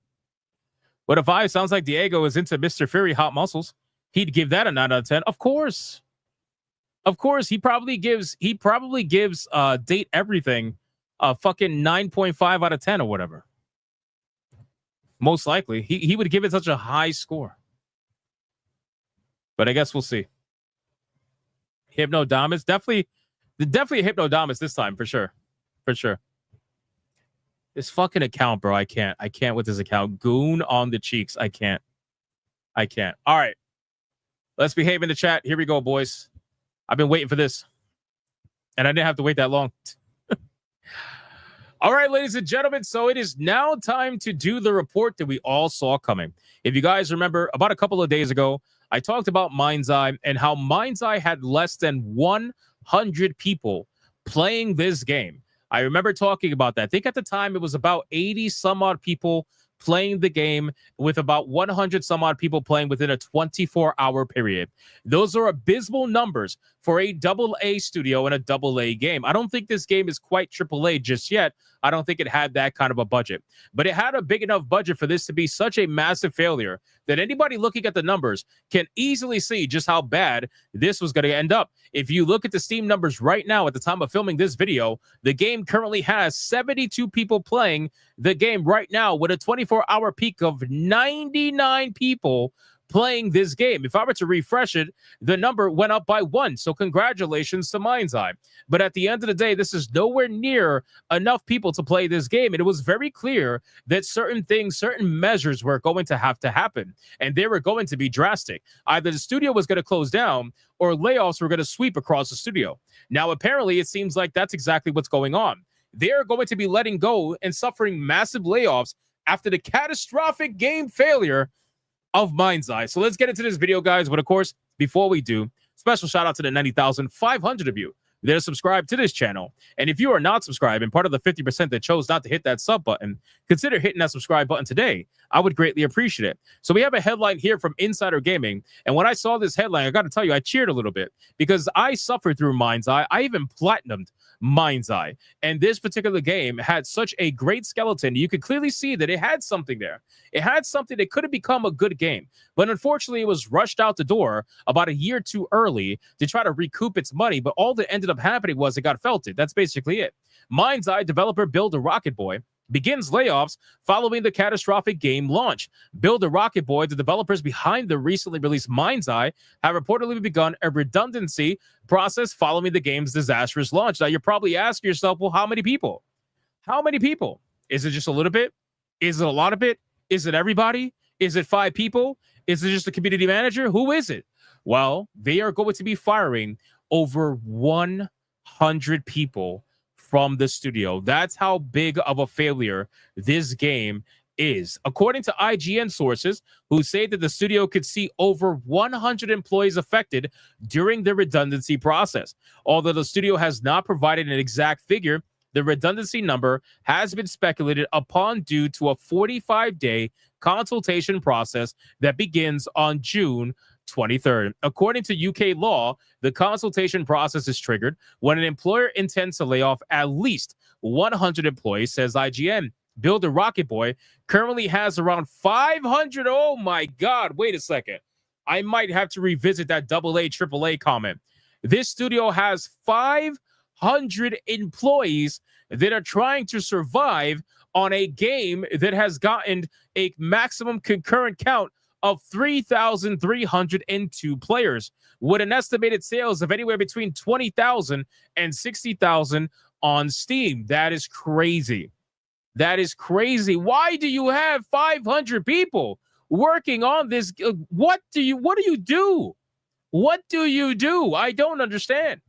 Do you have 500 employees? 300 are from the UK and 200 are overseas, says IGN. Build a Rocket Boy's LinkedIn profile currently says that 448 people work for the company. What do you do? What do you do? I don't understand. There's no way that all 400 plus people work on the game, right? There's no way. There's got to be at least like probably 100 some odd, HR, paperwork people, office people, whatever. Like, there's no way. Because honestly, even over 300 there's no way. How do you release such a buggy, terrible game? How do you spend years developing this game to release this disastrous kind of a video game with over 300 people working on this game? And you have developers like Expedition 33 over at Sandfall Interactive with 33 main developers that are outsourcing work here and there. But at the end of the day, it's 33 people. 33 versus you with over 400. What are we doing? I don't understand. This is one of the biggest problems that is happening in the gaming industry right now. I talk about this all the time. The bloat is astronomical. When I look at these studios and I look at the numbers that they have and the amount of people that are working for them, I have to question, what the hell are you doing? What are you spending your money on? What do these people do every day that makes you keep them around? I don't get it. I just really don't. But in any case, MindsEye released for PlayStation 5, Xbox Series S and X, and PC on June 10th and became the worst rated game in 2025. On Metacritic, MindsEye has secured a critic score of 43, which is generally unfavorable. The user score sits at 2.4 out of 10. Keep in mind, that's pretty consistent with the Steam numbers, where right now it sits at 39.15% positive with over 1,000 reviews for this particular game. It's a cluster right now. The social media was flooded with videos and screenshots of the game's bad performance and general bug issues, painting the game as a pre-alpha. But no, the game was fully launched, and its issues prompted Build the Rocket Boy and MindsEye publisher IO Interactive to pull sponsored streams. In addition, the publisher notified the media that the codes were extremely limited and could not be provided to many outlets. That was a big red flag when they would not provide codes to people. Because for me, I don't care. I don't rely on codes from these people anyway. But I know the shield YouTubers do. And when they couldn't get codes, that was a huge red flag. And then we obviously saw that streamer get his stream canceled by the publisher because they didn't want people talking about it. It was pretty obvious. That being said, it seems like the game hasn't sold well. Seems like the game hasn't sold well. I think it's well beyond seems at this point. I understand trying to be, allegedly, right? But come on, bro. You could just say it didn't sell well. And now the developer is likely to have mass layoffs in the coming months. What this means for Build a Rocket Boy's second game, Everywhere, which was intended to release in 23, but has seen multiple delays, remains to be seen. Everywhere is about to be retitled to Nowhere because there's no way in hell that game is coming out because they haven't even fixed their first game. How are you going to come out with a game called Everywhere when MindsEye is a complete broken mess? You guys are still fixing MindsEye. It's an absolute joke. If you go over to the Steam forums, right? Check out the Steam forums. Look how bad it is over here. You got people mentioning this 41 minutes ago. That's it. It's cooked. It's over. People know, man. People know it's over. Barb is starting layoffs now. Over 100 employees are fired. This thing is absolutely cooked. The beginning of the end indeed. IO Interactive has made a big mistake investing in the publish of this MindsEye game as it clearly harmed the support for Hitman 3. I gotta imagine IO Interactive, what are they going to do? I believe, correct me if I'm wrong, I believe is IO Interactive the one that's behind the upcoming James Bond game? If I'm not mistaken, I believe they're the ones that are in charge of the upcoming Bond game. This is going to take a lot of money out of their pocket because this is going to be a big hit for them. This is going to be a huge hit for them. And unfortunately, I don't really have much faith for Hitman 3 either. I just don't. Exactly. Barb must close now and Steam accept refunds immediately. I agree. I think at this point, the best course of action is for the MindsEye studio to close down. The MindsEye studio needs to close down, offer refunds, and go the way of Firewalk Studios. Just accept that this was one of the biggest L's, and you are part of that. You are part of that lore in gaming now. When people talk about L's in gaming, they're going to reference Concord and they're going to reference MindsEye because they are essentially very similar. The only difference is one is single player and one was a multiplayer shooter. But you guys went the same exact route. You just are absolutely stupid in every sense. And you had so many employees. Firewalk Studios, I believe, had over 400 employees. Something astronomical like that. It was ridiculous. And this particular studio has the same exact thing too. It's wild. Like, what are you doing, man? This person says they really tarnished their reputation with this game, all those amazing Hitman games, and now this. Well, again, it's not really IO Interactive. They're the publisher. It's more so Build a Rocket Boy. They're the ones who did this. IO decided to fund this game or at least be the publisher for this game, but that's basically where it ends. They're not the ones who developed this game. So I really wouldn't hit them too hard, but I could understand why people would say this would tarnish their reputation because obviously their name is attached to it to some extent, so they have to stand by it to some extent. I get that. I totally get that. So in any case, it tarnishes a Build a Robot's name. I'm sorry. Not IO Interactive. This won't affect the future Hitman game as these are completely different studios. It will, because if they had some financial incentive tied to this game and the game flopped like this, then the publisher will in fact lose money for this. So it could potentially affect the future Hitman game. Absolutely. But in any case, this is one of the worst stories I've seen in modern day gaming. And honestly, I'm just happy to see that there is some immediate repercussions for the fuck around and find out that Build a Rocket Boy decided to do. This is where the finding out portion takes place. And to fire well over 100 people, I think is going to be a good start. But I got to be honest with you, I think it needs to be more. I think there absolutely needs to be more firings because it's just not enough. And they're going to join the ever-growing list. That is this list that we have here. This list was last updated on the 20th of this month, 3 days ago. And I wouldn't be surprised. Look, 1047 games was added to this list with no official number over how many people fired. That was from Splitgate 2. But this list is going to have now Build a Rocket Boy on this list as well. But hopefully the entire studio ends up closing down because they have nothing to offer. Their next game everywhere, bro, don't even bother. Just don't even bother. Close it down, in my opinion. So you guys let me know in the comments down below. What do you think, man? Do you think that this is rightfully done? I'm sure you probably do. But if you disagree with me, you know what I want? Here's what I want. For the people watching this video, all the people who were on the comment section of my previous MindsEye videos, when I talked about all the red flags that this game has, when I talked about how it was not a good look that the CFO and the head of legal left the team a week before the game came out, I want every single one of the people who were leaving comments on my video, calling me a grifter, calling me a hater, saying I just don't like anything, saying that the game looks perfectly fine, that the game plays perfectly fine, that I'm just somebody who wants every game to die. I want you guys to just comment on the video and just say, I was right. That's it. That's all I want. I'm not going to yell at you or anything like that. I'm not going to make it into a big deal. I just simply want you to say that I was right. I'm not right all the time, but when I'm right, I mean, shit, if you could leave me the comments calling me grifter and everything like that, and then come to find out I was right, at the very least, you could say, I'm sorry. At the very least. But let's be real. We're more likely to see MindsEye succeed than we would to see somebody like these people admit they were ever wrong. So you can let me know in the comments down below. What do you think about this situation? Do you think that the studio should close completely? Or do you think them firing 100 people is going to be enough to turn this ship around and fix MindsEye? Because keep in mind, they have been releasing hot fixes. Granted, they need a lot more than hot fixes, but let me know what you think overall. And special shout out to the 90,500 plus that are subscribed to the channel. And if you are new here, or if you are part of the 50% that aren't subscribed, consider hitting that subscribe if you enjoy the content, and I'll see you on the next one. They are cooked, ladies and gentlemen. God, that felt so good. This felt so good. And I know people are going to be like, oh, you shouldn't celebrate. You shouldn't celebrate people losing their jobs. You shouldn't suck my dick, bro. Seriously, suck my dick. The reason why I say that is because these people would celebrate me losing my job. They absolutely would. Let's be real.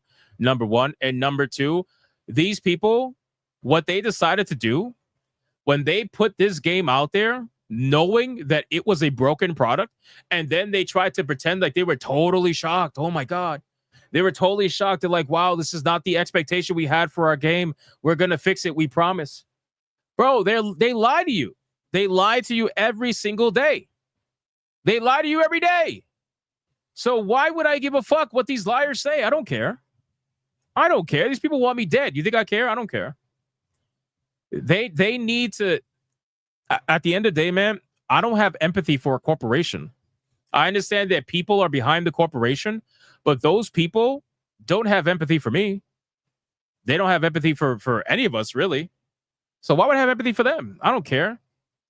People are going to say, oh, you need to be the bigger person. I'm not trying to be the bigger person. You got me confused with someone else. You got me confused. You want someone to be the bigger person. Don't come here. Don't come here. They tried to sell a broken game and they tried to lie to people about it. I don't give a fuck. I don't care.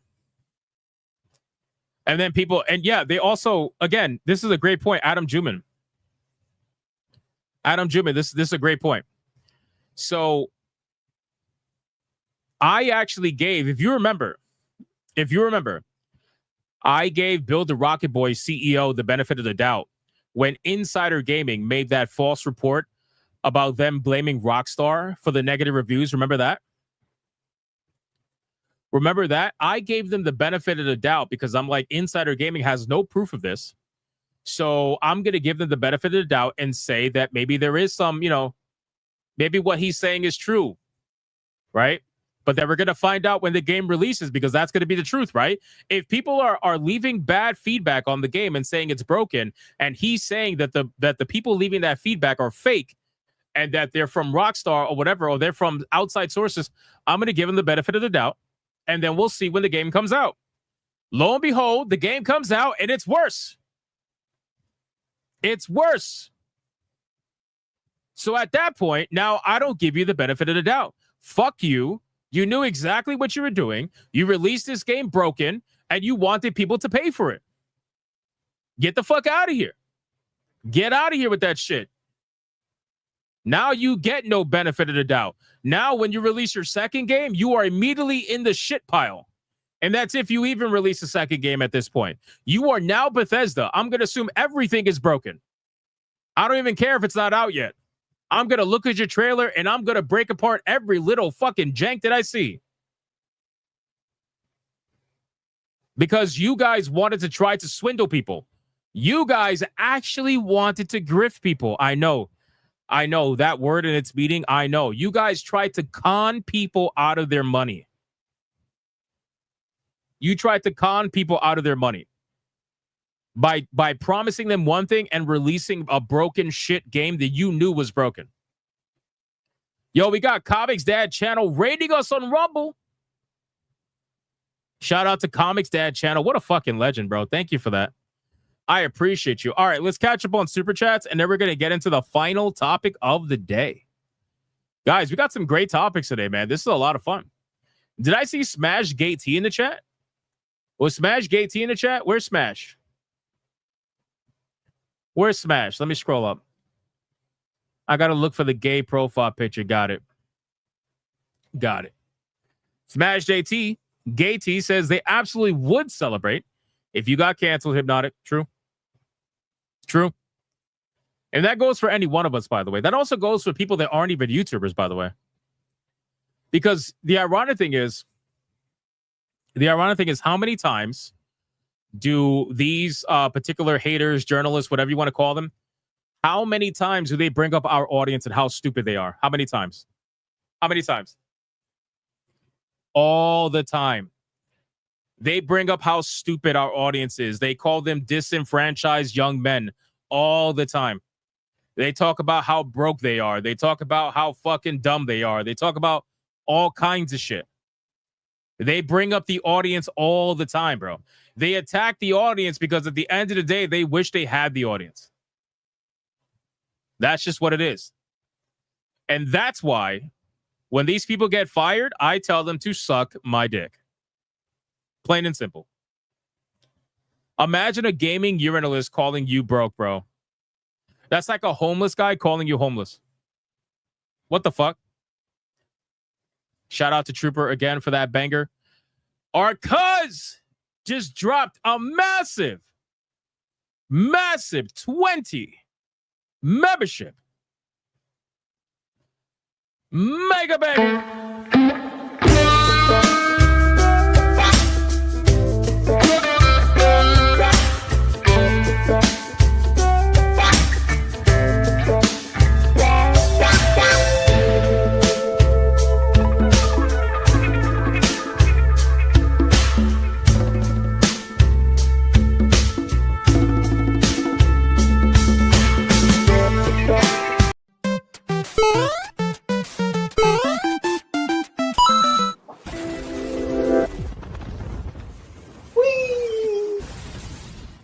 Ain't the wrong sound, but I got a wee out there fast. I got a wee out there fast enough anyway. Shout out to our cuz. Thank you so much for the 20 membership banger, man. It's so crazy. Ever since Mr. Rouge the other day dropped like an insane amount of memberships, suddenly everybody's been dropping memberships. Guys, do you realize that we are at almost 2,000 members on the main channel? You guys realize that? We are at almost 2,000 members on the main channel. That is disgusting. That is disgusting. Insane, man. Thank you guys so much for the support. It means a lot to me. I appreciate you. We got Mr. Rouge. Speaking of the devil, Mr. Rouge. For a 5, I just asked AI the following. Can anyone be a journo? He answered yes. Anyone could say they're a journalist. That explains a lot. Makes sense. Makes sense. It's not very hard these days, I imagine. And then we got the legendary Blackguard with 6 months of legendary status as a sergeant. He says just because one person or 500 people worked hard on the game doesn't mean shit. If the audience determines the final product sucks for any reason, it's not the buyer's responsibility or obligation to care. Exactly. Exactly. We are in a capitalistic market. All that matters when I am looking at the product is, can it do what I need it to do? Whatever that may be, right? If I'm buying a car, the last thing I care about is the life of the person who made it. I don't care. Does the car work? Is it a good car? Does it have good reviews? Does it do what I need it to do? You know what I mean? Like, I don't give a fuck. When I go to buy a t-shirt, do I care about the life of the people who made it? No. And I'm not saying that to be a dick. I'm just saying that to be realistic, because nobody does. Nobody does. I guarantee you there's like maybe 0.1% of people in this world that when they go shopping and they pick up an item, they think about, oh, I wonder how the people in Asia are doing that made this item. Nobody cares, bro. Nobody cares. We are at tier 2. Holy shit. My bad. My bad.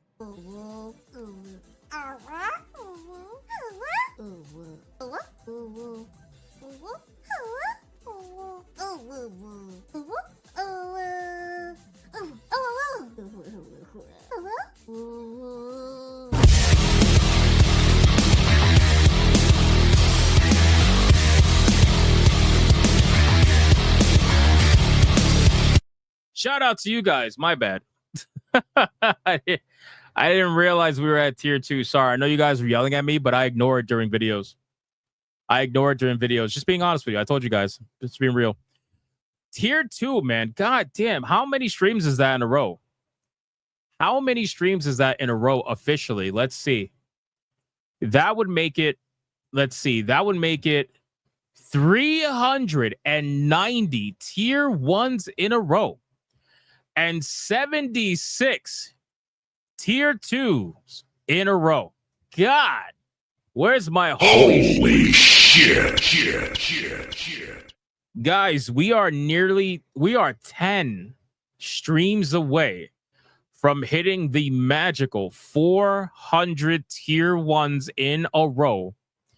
We are well over 1 year of consistent streams of hitting tier 1.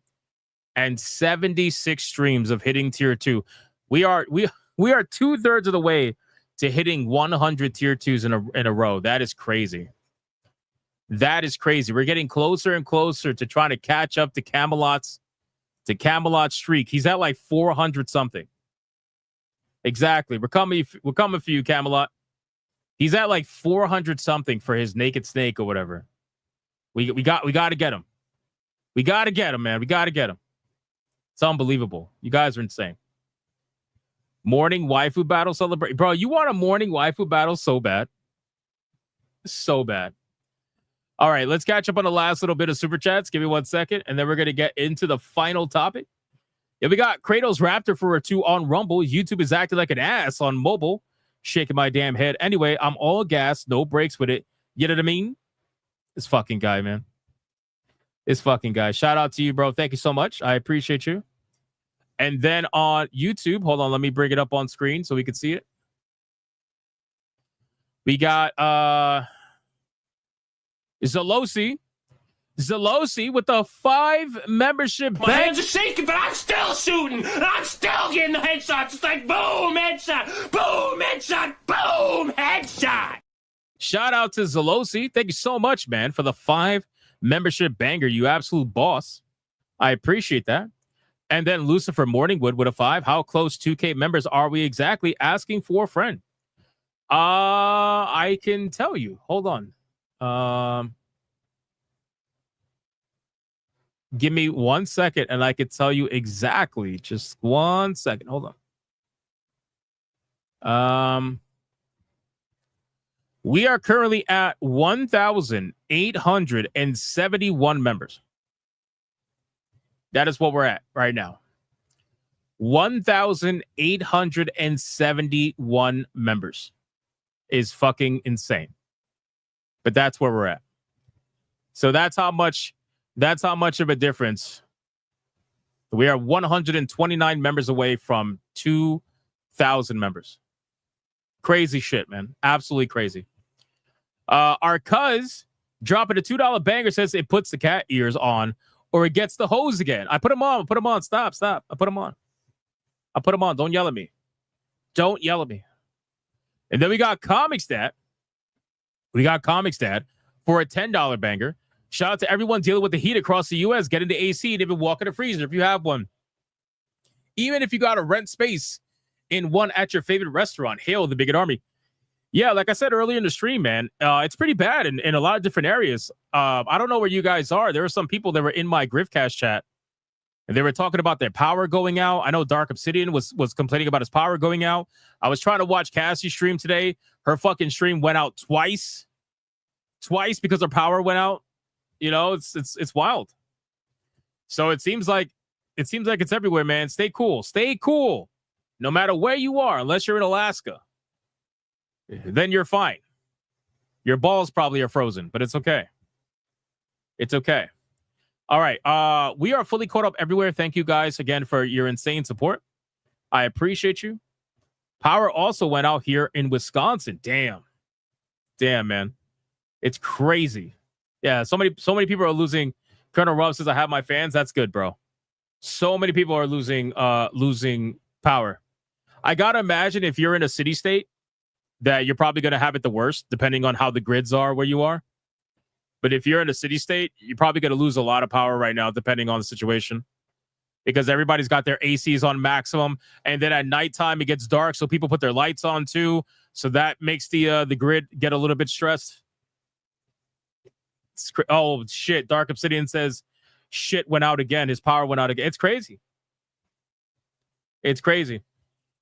Yamato says I live in wait, where's it at? Yamato says I live in NYC. We had a blackout before because of this. Yeah, it's pretty bad. It's pretty bad, man. Try to have a generator if possible. I know some people live in apartments, so they can't.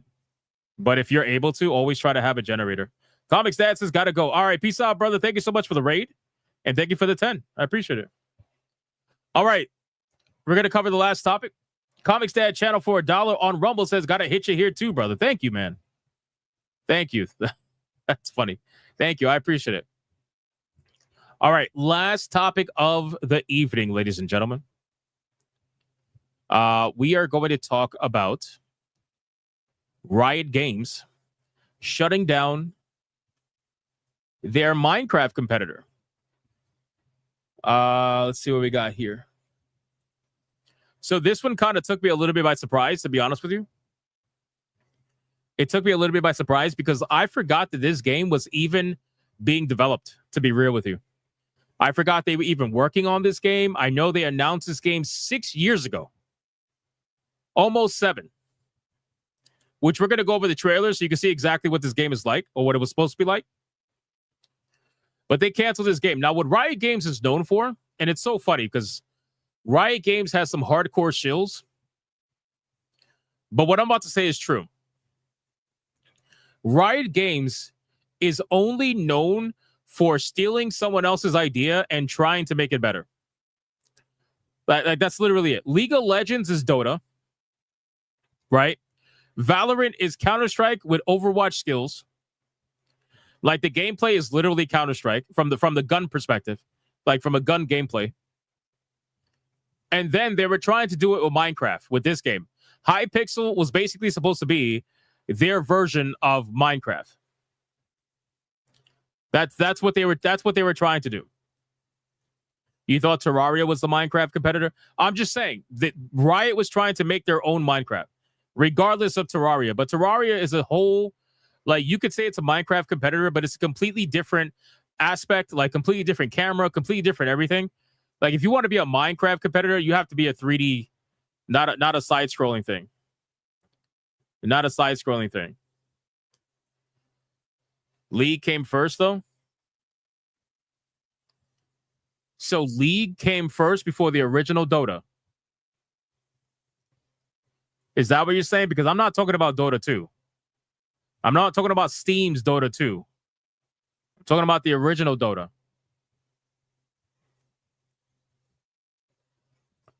I don't think so.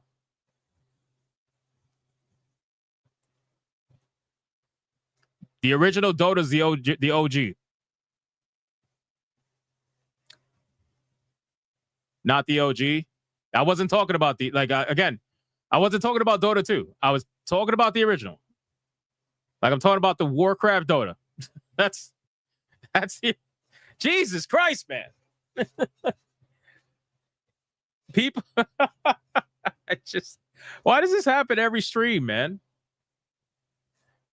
Why does this happen every stream? I know Dota was a mod based on Warcraft. I totally understand that, but it became its own thing. It became its own thing. Wasn't Dota just a mod? It was, but let's be real. It became its own thing where people were just playing that. These guys are young. Hypno, that's what it is. That's what it is. True. Dodos are longest thing. Fuck you, Mark. Fuck you, Mark. I can't. But in any case, it's all good. All right, so let's talk about this. But yeah, that's how I feel about Riot Games. Riot Games, that's all they do, man. That's all they do. They just take. I'm surprised they haven't come out with a battle royale. Exactly. Counter-Strike was also a mod. Yep. I'm surprised that Riot Games has not come out with a battle royale. Also, Hytale was canceled because Cubic Odyssey would have destroyed it. Also, there are other competitors as well. Yeah, but why would they cancel a game just because other games are coming out? I don't think that's the right way of doing things. You know what I mean? I feel like they have enough of a fan base built in that people would play anything they put out. That I don't think they will be worried about somebody else putting out a game. You know? Their fighting game is a pretty basic form 2D. Yeah, they do have a fighting game coming out. Correct. I forgot about that. They might have felt the game couldn't compete. Well, we're going to read about it, but from what it seems as if they felt like there just wasn't enough there after almost 7 years of development. But that's a long time. 7 years? Like, we were talking about this with Warner Brothers, with the Wonder Woman game, and we were talking about this with other projects also.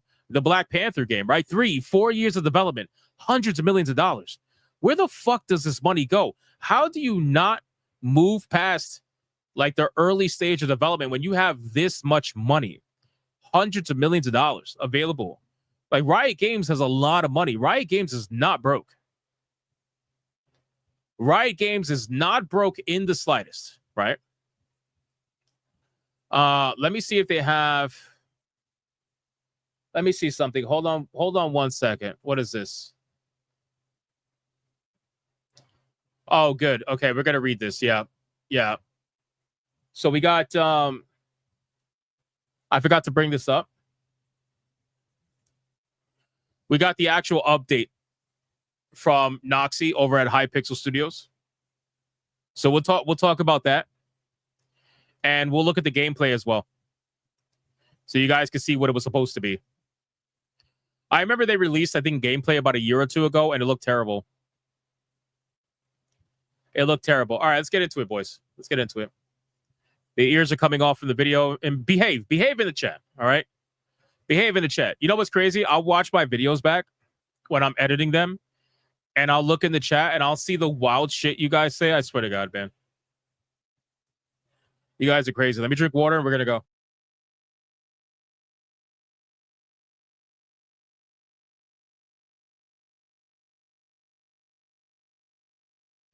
No, you never behave? Okay. All right. I mean, that's fair. I suppose.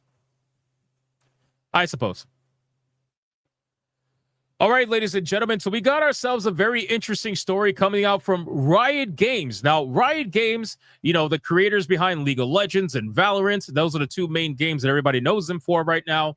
Riot Games was working on a Minecraft competitor that was known as Hytale. Now, Hytale was being developed by Hypixel Studios, shocker, and they were under Riot Games, and there was almost 7 years of development time that was behind this particular video game. This was going to be their particular competitor to Minecraft, and it's never going to see the light of day because apparently now it has completely canceled the game after, like I said, 7 years of development time. So we're going to check out what the game looked like. We're going to look at a trailer for the game, and we're also going to go over a statement that was made by this person, Noxie, from Hypixel Studios, talking about the very difficult update with this particular game and why it's being canceled. So before we get into this story, special shout out to the 90,500 plus that are subscribed to this channel. And if you are part of the 50% that are not subscribed, well, consider hitting that subscribe. I would greatly appreciate it.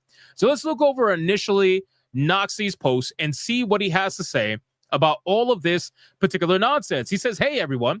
Today, I shared some incredibly tough news with the Hypixel Studios team.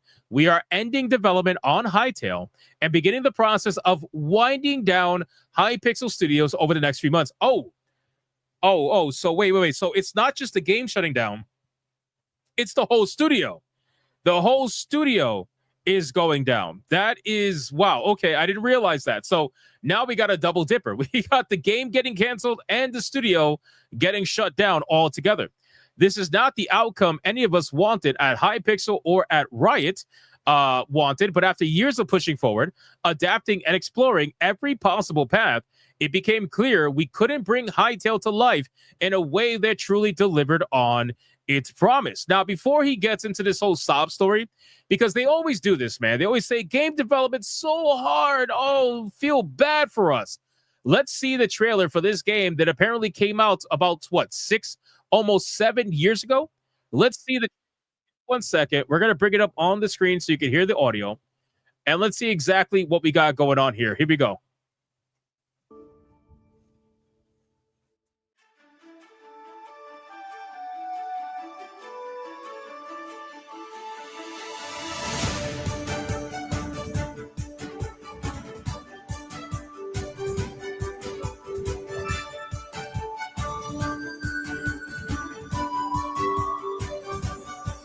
This kind of feels like a mix between Minecraft and Animal Crossing. I don't know why I'm getting that feeling, but it just seems like that.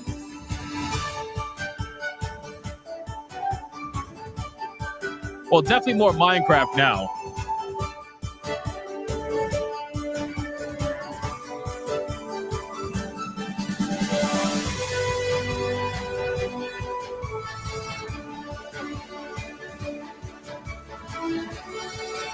Oh, 100%. Okay. Definitely 100% Minecraft now at this point.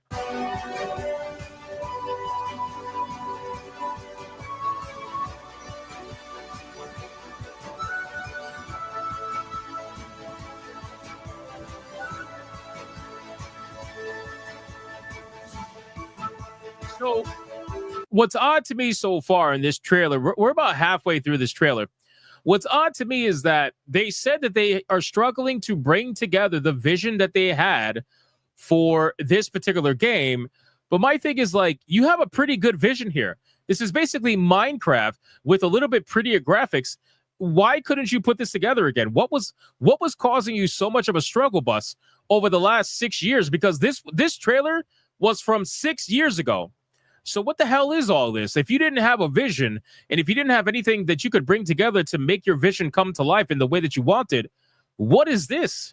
How did you make this happen? You know what I mean? This is why trailers, people always give me crap for judging games based on the trailers, which, by the way, I'll never understand, because you're supposed to judge a game based off its trailer. That's why it's a trailer. You're supposed to get a first impression of the game.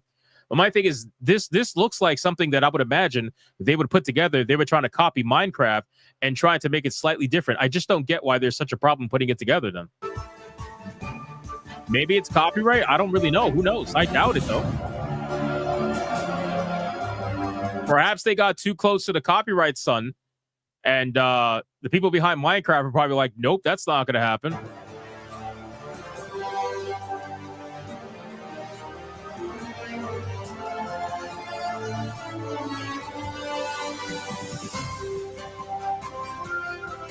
Look at this.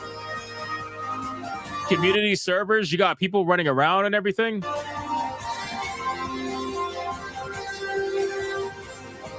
Mini games. Modding, bro.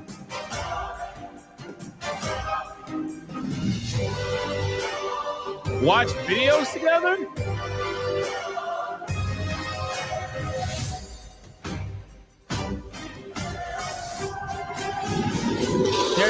So there's no way.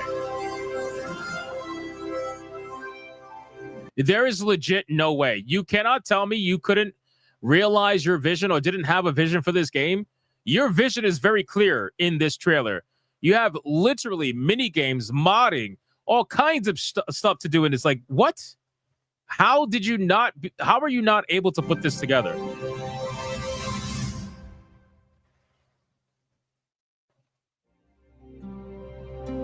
I don't understand. I don't get it. And it says register for the beta, so clearly you had anyway. It's so confusing to me. This is genuinely so confusing to me. But in any case, let's move on over and see what else he's got to say. So now we're gonna get into the sob story. This is where it gets really good, by the way. Game development is brutally hard, especially when you're trying to build something, nice words, original that speaks to original. You're trying to build something original. My guy, you are building literally Minecraft 2.0. What are you talking about original? That speaks to a creative, passionate community. Over time, as our vision evolved and the genre matured around us, the bar kept rising. Our technical ambitions grew more complex. And even after a major reboot of the game engine, the team found that Hytale still wasn't as far along as it needed to be. Okay, so interesting. It became clear we needed a lot more time to get it to a place where it could support the ambitious vision for the game. So everything in the trailer was bullshit, basically. They didn't have any of that actually functioning or realized. It was all just BS for the trailer. They were selling you a pipe dream. That's what it looked like. And as the game kept on developing, other people were putting out games that rose the bar in competition, and they were trying to meet that bar, but they didn't have the technical capabilities to be able to do it. That's how it seems. It seems our technical ambitions grew more complex, and even after a major reboot, so they rebooted the game. Apparently, they rebooted the entire game engine. The team found that it still wasn't as far along as it needed to be. We looked at reducing scope, adjusting timelines, and finding new angles to keep moving forward. But each of those options would have been compromising on what made Hytale special in the first place. How could it be special if you don't have anything? That's the weirdest thing. How could it be special if you don't have a single thing from your original vision that was working? It's clearly not that special. But each of those options would have been compromising. It wouldn't have been the game we set out to make, and it wouldn't have been the game you deserve. This is a painful decision. We still believe in Hytale. We believe in a team and are forever grateful to every member, past or present, who poured their love into the game. We're also incredibly proud of the work we did, the world we imagined, the risks we took, and the heart we poured into this project. None of that can be taken away. And just to clarify, this doesn't affect the Hypixel server on Minecraft. It runs separately from Hypixel Studios and will continue to operate as usual. We're also deeply grateful to Riot, not just for the years of support and the opportunity they gave us, but for the care they're showing our team during the transition.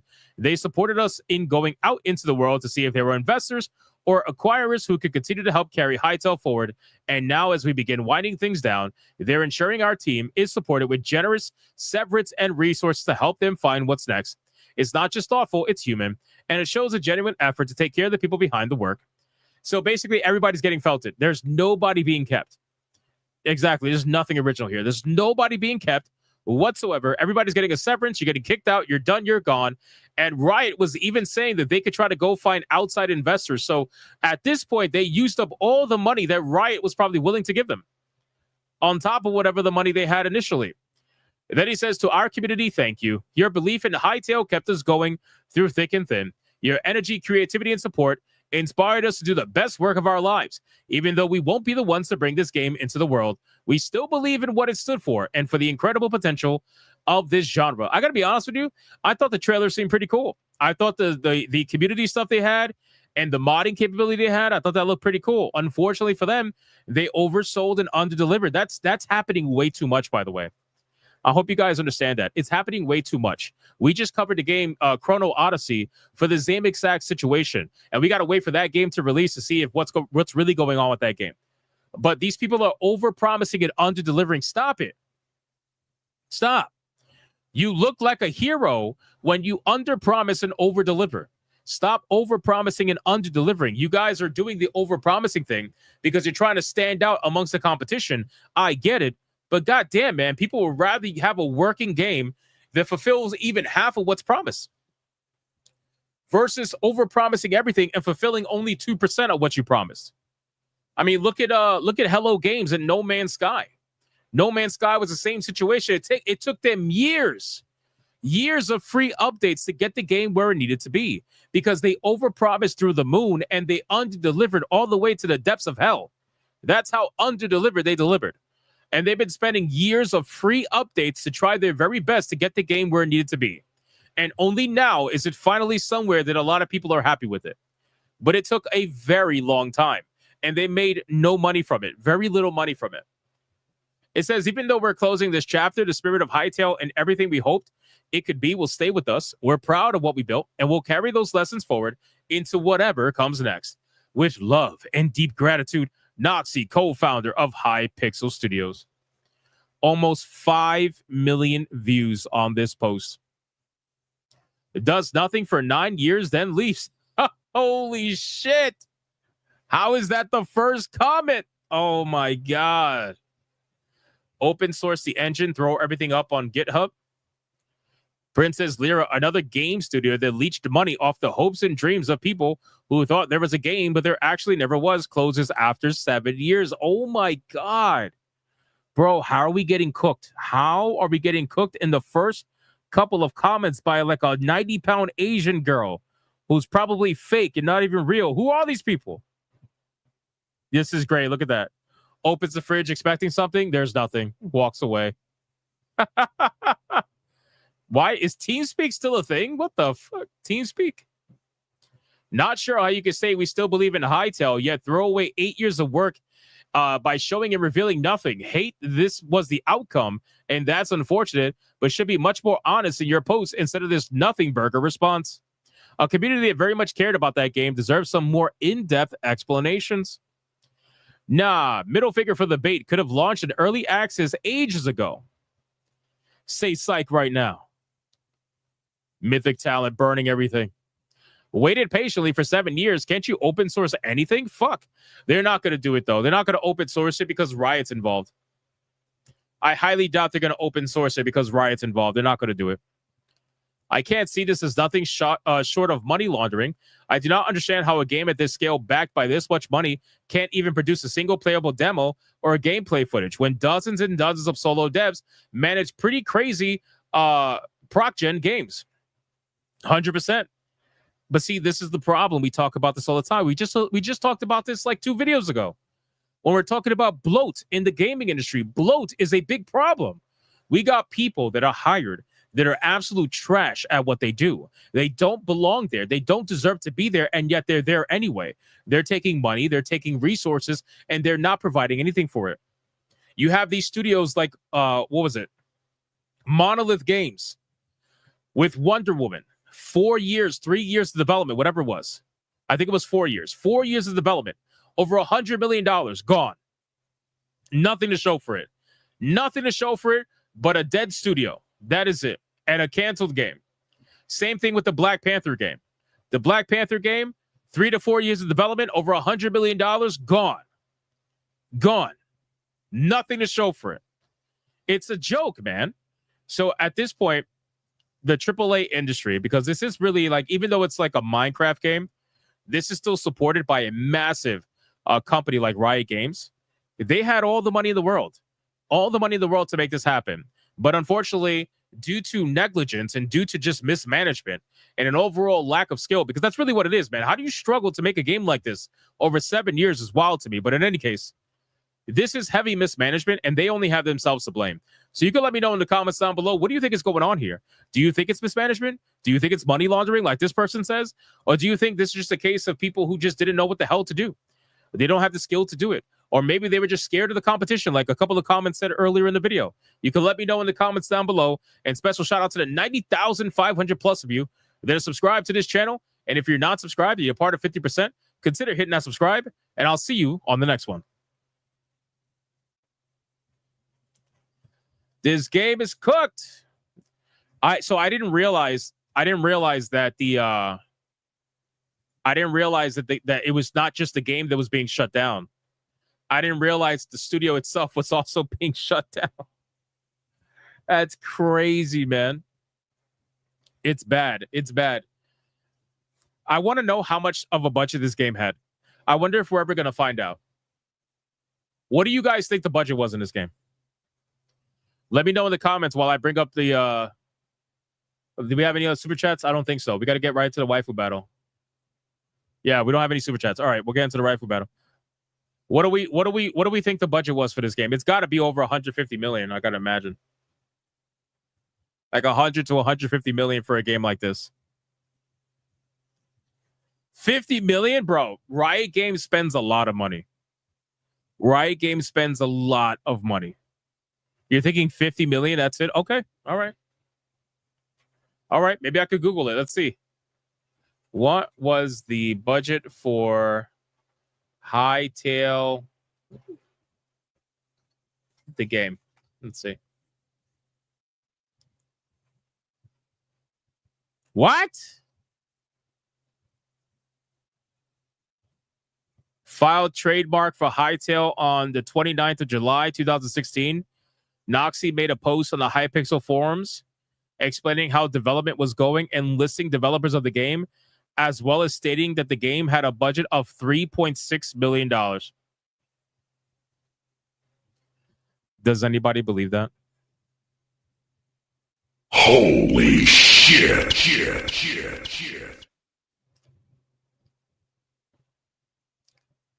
Does anybody believe that? Hold on.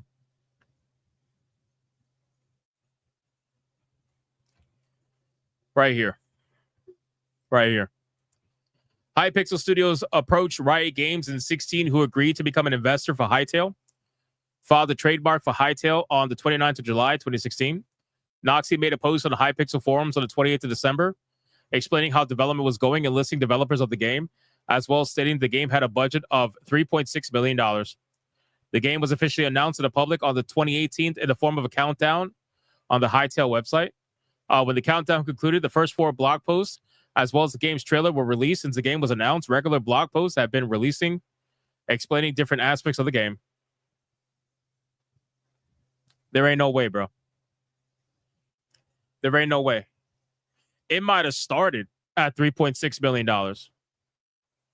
But considering it kept going years and years and years and years and years, I heavily doubt it. But I would say it's probably closer to 40, 50 million now.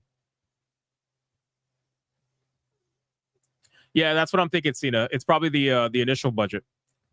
4 million. It's like, yeah, we're just going to make a small little game, 4 million. And then all of a sudden they're like, oh, shit. We don't have a game. And we spent the 4 million. What do we do? Ask for more money. Ask for more money. What were these people doing, bro? Also, keep in mind, didn't they say they rebooted the engine? Which that would have cost a ton of money. Matt Stanford, Hytale underwent a tactical rewrite in 2022. That would have cost, I bet that balanced the budget. Oh, yeah. Right here. It says right here. Hytale underwent tactical rewrite in 22, with the game now being written in C++. Previously, the game client was written in C hash, and server functionality was written in Java. Oh, that would be definitely a big difference for sure. For sure. So RIP to this game at this point. This is severe mismanagement.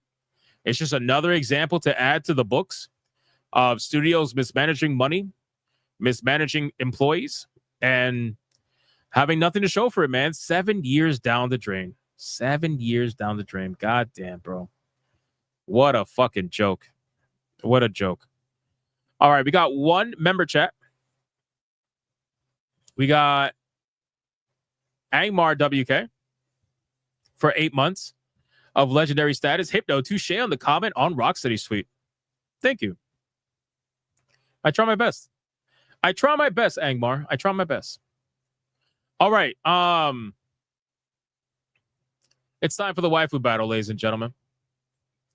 It is time for the waifu battle. We got through all the topics of the night, all 5 topics, 3 main topics. We are killing it, but we are way past time.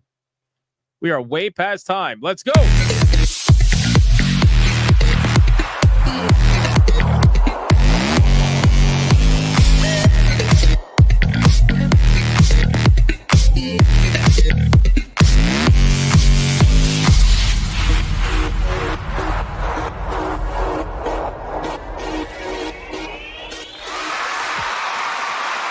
All right, boys, the waifu battle is here. And if you missed yesterday's waifu battle, damn it, we were unbelievably close to dethroning the champion known as Mai, but she stole the belt by $7, ladies and gentlemen. Yes, that is true. Mai won the waifu battle yesterday by $7.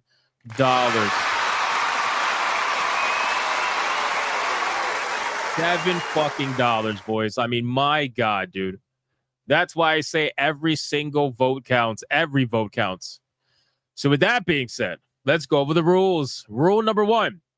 All super chats can count towards the waifu battle, but the only way they're going to count is if you put the name of the waifu in the super chat first. You got to put the name first. After you put the name first, everything else afterwards can follow. If you do not put the name of the waifu in the super chat first, it will not count. It doesn't matter how big they are. Rule number 2. You can vote for any waifu regardless of who's on the screen. It doesn't matter. You can vote for the champion, who is Mai, or you can vote for the challenger, who you're about to find out. It doesn't matter who's on the screen at the time. But last but not least, after the second waifu comes off screen, I'm going to do that 30-second countdown. After that 30-second countdown, no more super chats are going to count. It doesn't matter how big they are. And the last super chat that shows up on my screen will be the one that counts. So please, if you are going to vote, vote early and vote hard, ladies and gentlemen. Do we understand the rules?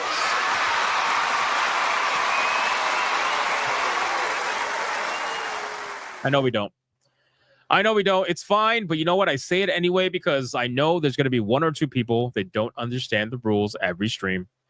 All right, guys, are we ready for this? So, this is going to be an interesting one because we have ourselves yet again another fighting waifu. And this one in particular, I don't remember if she's been in the waifu battle before. But I figure, why not? Let's bring her out and let's see how she fares against the one and the only Mai.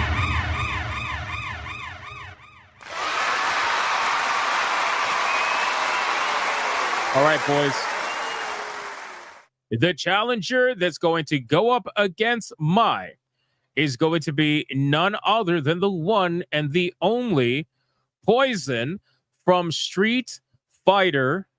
And again, you got to put she in parentheses or, quotations. You got to put she in quotations, ladies and gentlemen. Let's start the clock and let's see who is going to win. Who is going to win? She's Fuda, though. Listen, don't worry about it. Poison was originally a dude. Don't worry about it. Don't worry about it. It's okay. It's okay.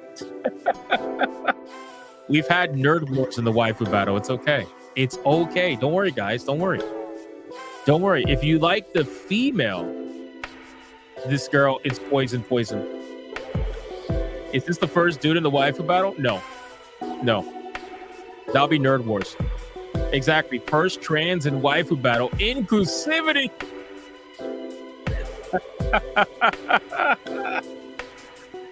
Oh, I love the reactions.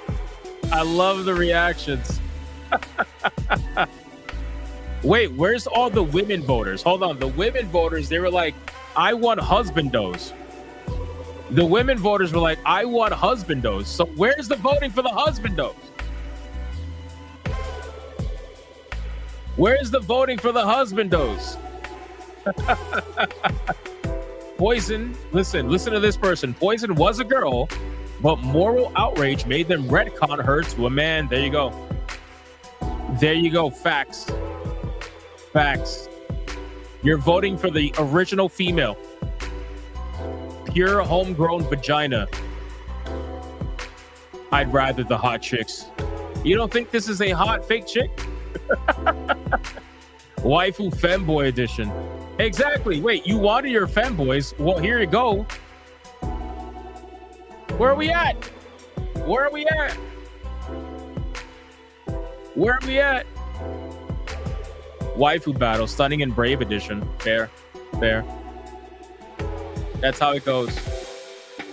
That's how it goes. Well, I'll say this. If nobody gets any votes, then the belt will be forfeited.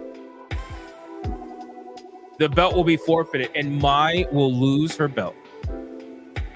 They're hiding, bro. Why? Because they don't want to be outed as like femboy supporters? Is that what it is?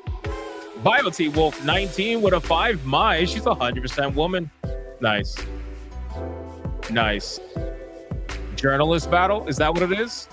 Should I put like journalists up here instead? I could put a journalist up here.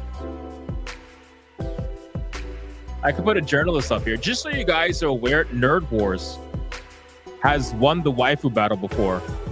So everybody pretending like that's an actual dude who won the waifu battle.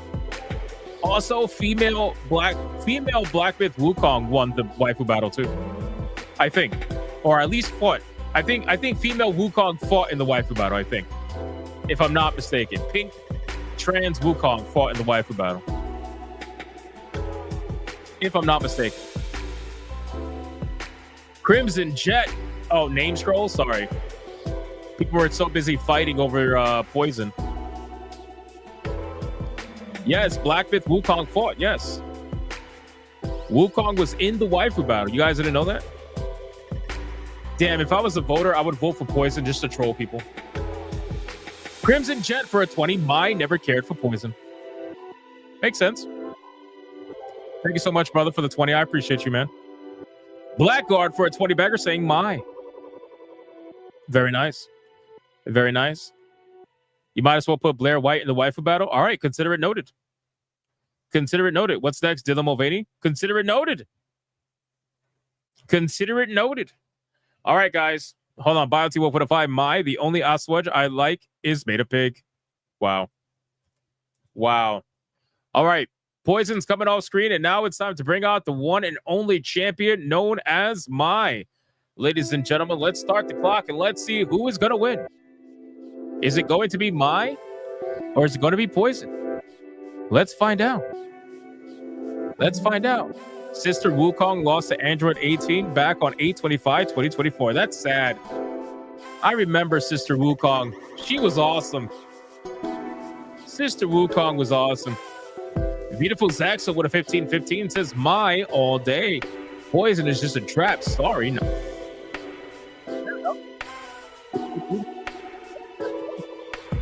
Yes. We got a poison vote, ladies and gentlemen. The fight is officially on. The fight is officially on, ladies and gentlemen. Let's go. Mystic Vegeta, good job. Good job. Good job. Our cuz with a 5. Mai, I ain't voting for no transformer. More between the thighs trap. Of course. Andrew Howell with a 2 saying Mai. Exactly. Inferno Hell Knight says, feel sorry for Poison. She's going to lose because people believe that stupid lie. They do, unfortunately. They do, unfortunately. It is what it is. Look, even John D clarifies. According to the creator of Poison in 2007, the interpretation is up to the player, but Poison was originally a biological female. Look at that. You guys are so wrong. It's unbelievable. So wrong. It's unfortunate. But you know what? People are they're gonna just do what they're gonna do. It is what it is. It is what it is. I knew I was putting the biological female poison in the waifu battle, but I knew people were going to immediately be like, you know, I get it. If Poison wins, you need to put him against Bridget from Guilty Gear. Okay. I remember that. We got Deadeye's Lock for $1, and Rumble says, "My, those Magumbos look nice." Is that what we're calling them now? Magumbos.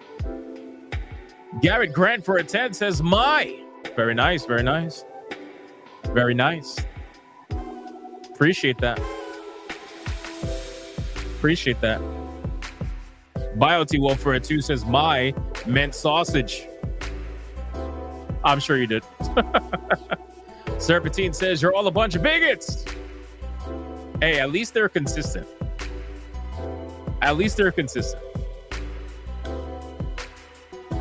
We shall see. Poor Poison, RIP, never stood a chance. Never stood a chance. How unfortunate.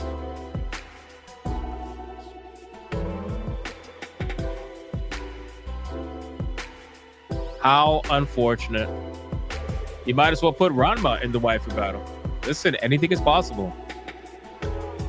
I keep telling people, anybody could show up in a waifu battle. Anybody. Anybody.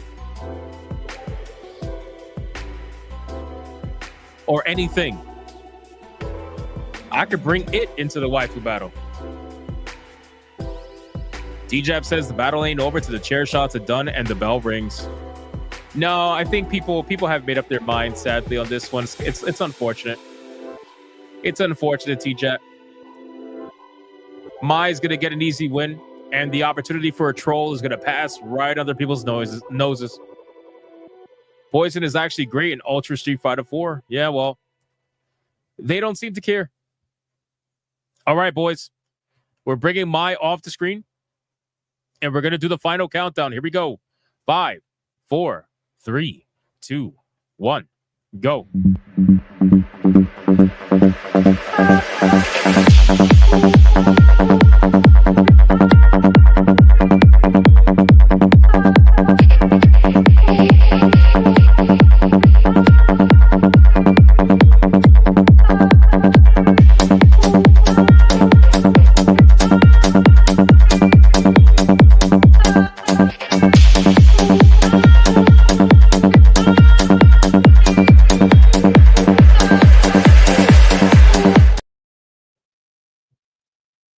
And that is it, ladies and gentlemen. The last super chat that is going to count is Crimson Jet with a 10 saying Poison pity vote.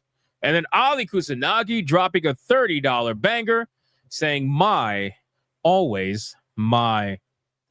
And that is it, boys. Mods, count it up. Feed the ducks. Feed the eagles. And for all the 20 bangers in that waifu battle, here we go with an ABS. My hands are shaking, but I'm still shooting. I'm still getting the headshots. It's like boom, headshot, boom, headshot, boom, headshot. Shout out to you guys. Thank you so much. I appreciate you. Can you bring the refrigerator to the waifu battle? I'm thinking about it. I'm thinking about it. What a damn pity. R.I.P. Poison. Whatever got thrown into the goon lag. The goon lag, for sure. What are you feeding the ducks? A hot dog? Jesus. You feeding them crabs? Oh, the crabs will probably eat the duck. Deadeye's Lock says Krusty the Clown approves Hypno. We got to make it happen. It was only $12 for Poison. Shit. Poison is banned for life? Yup, basically. Poison is banned for life. That's it. It's over. It's over. It's over.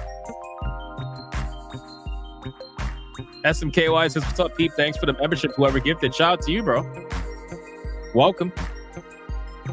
You're witnessing us banning Poison for life from the waifu battle. Didn't even stand a chance. I agree. It's fucking crazy. In the waifu battle, we got Poison at $12. against the champion Mai at $104.61, which means the winner. And still, Waifu Battle champion is none other than Mai, ladies and gentlemen. As expected. Belton, Detroit, wrecked.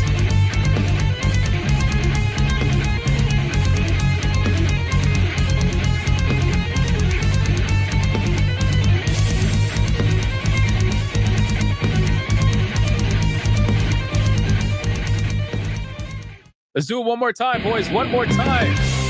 One more time.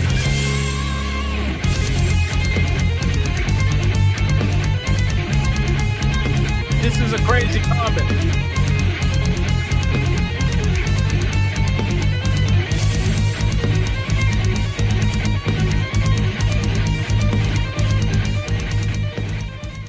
This is a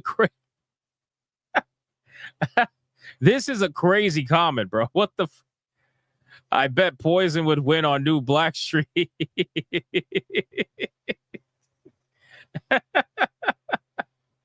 On that note, I highly doubt anybody is coping and teething this time, but it's tradition, so we must play it.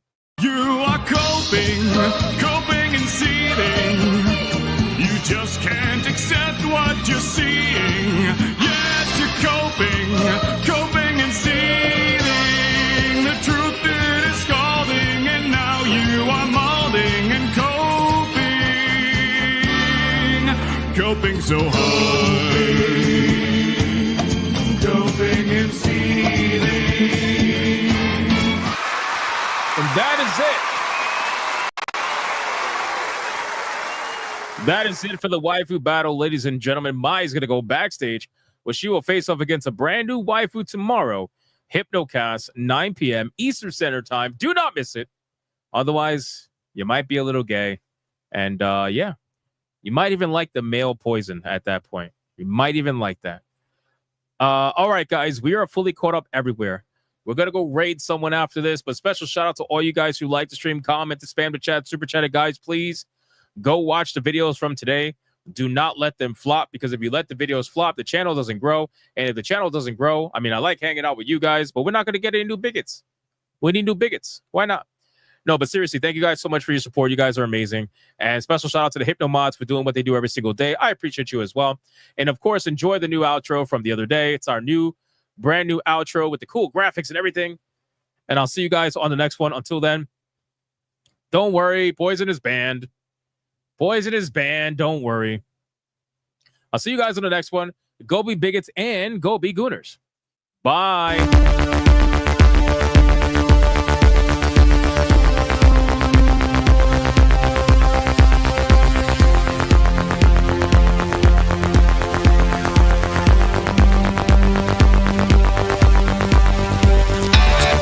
I am not gay. I have relationships with women and sex with men. And I got news for you. That means you gay.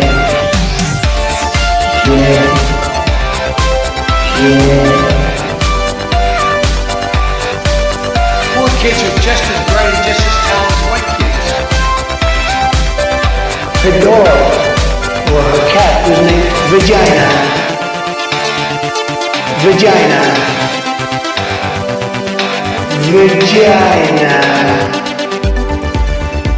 Put a ticket in, make her gay. Suck it, yeah, Jones. Put a ticket in, make her gay. Fuck it, yeah, put a ticket in, make her gay. It means put a chicken in it, we eat, and make her fucking gay. Fucking pronouns! Fucking pronouns!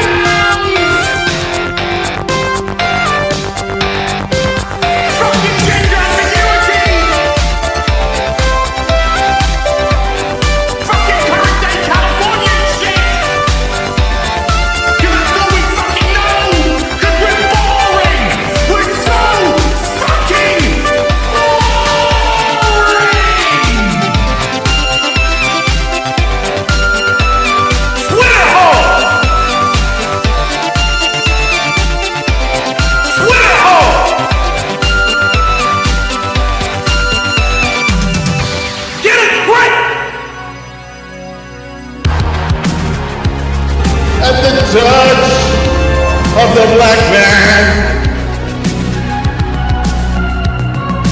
I bring life. I bring life.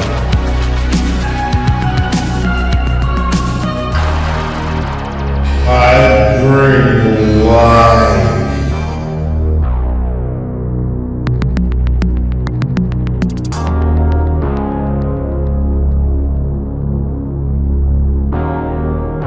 I bring life.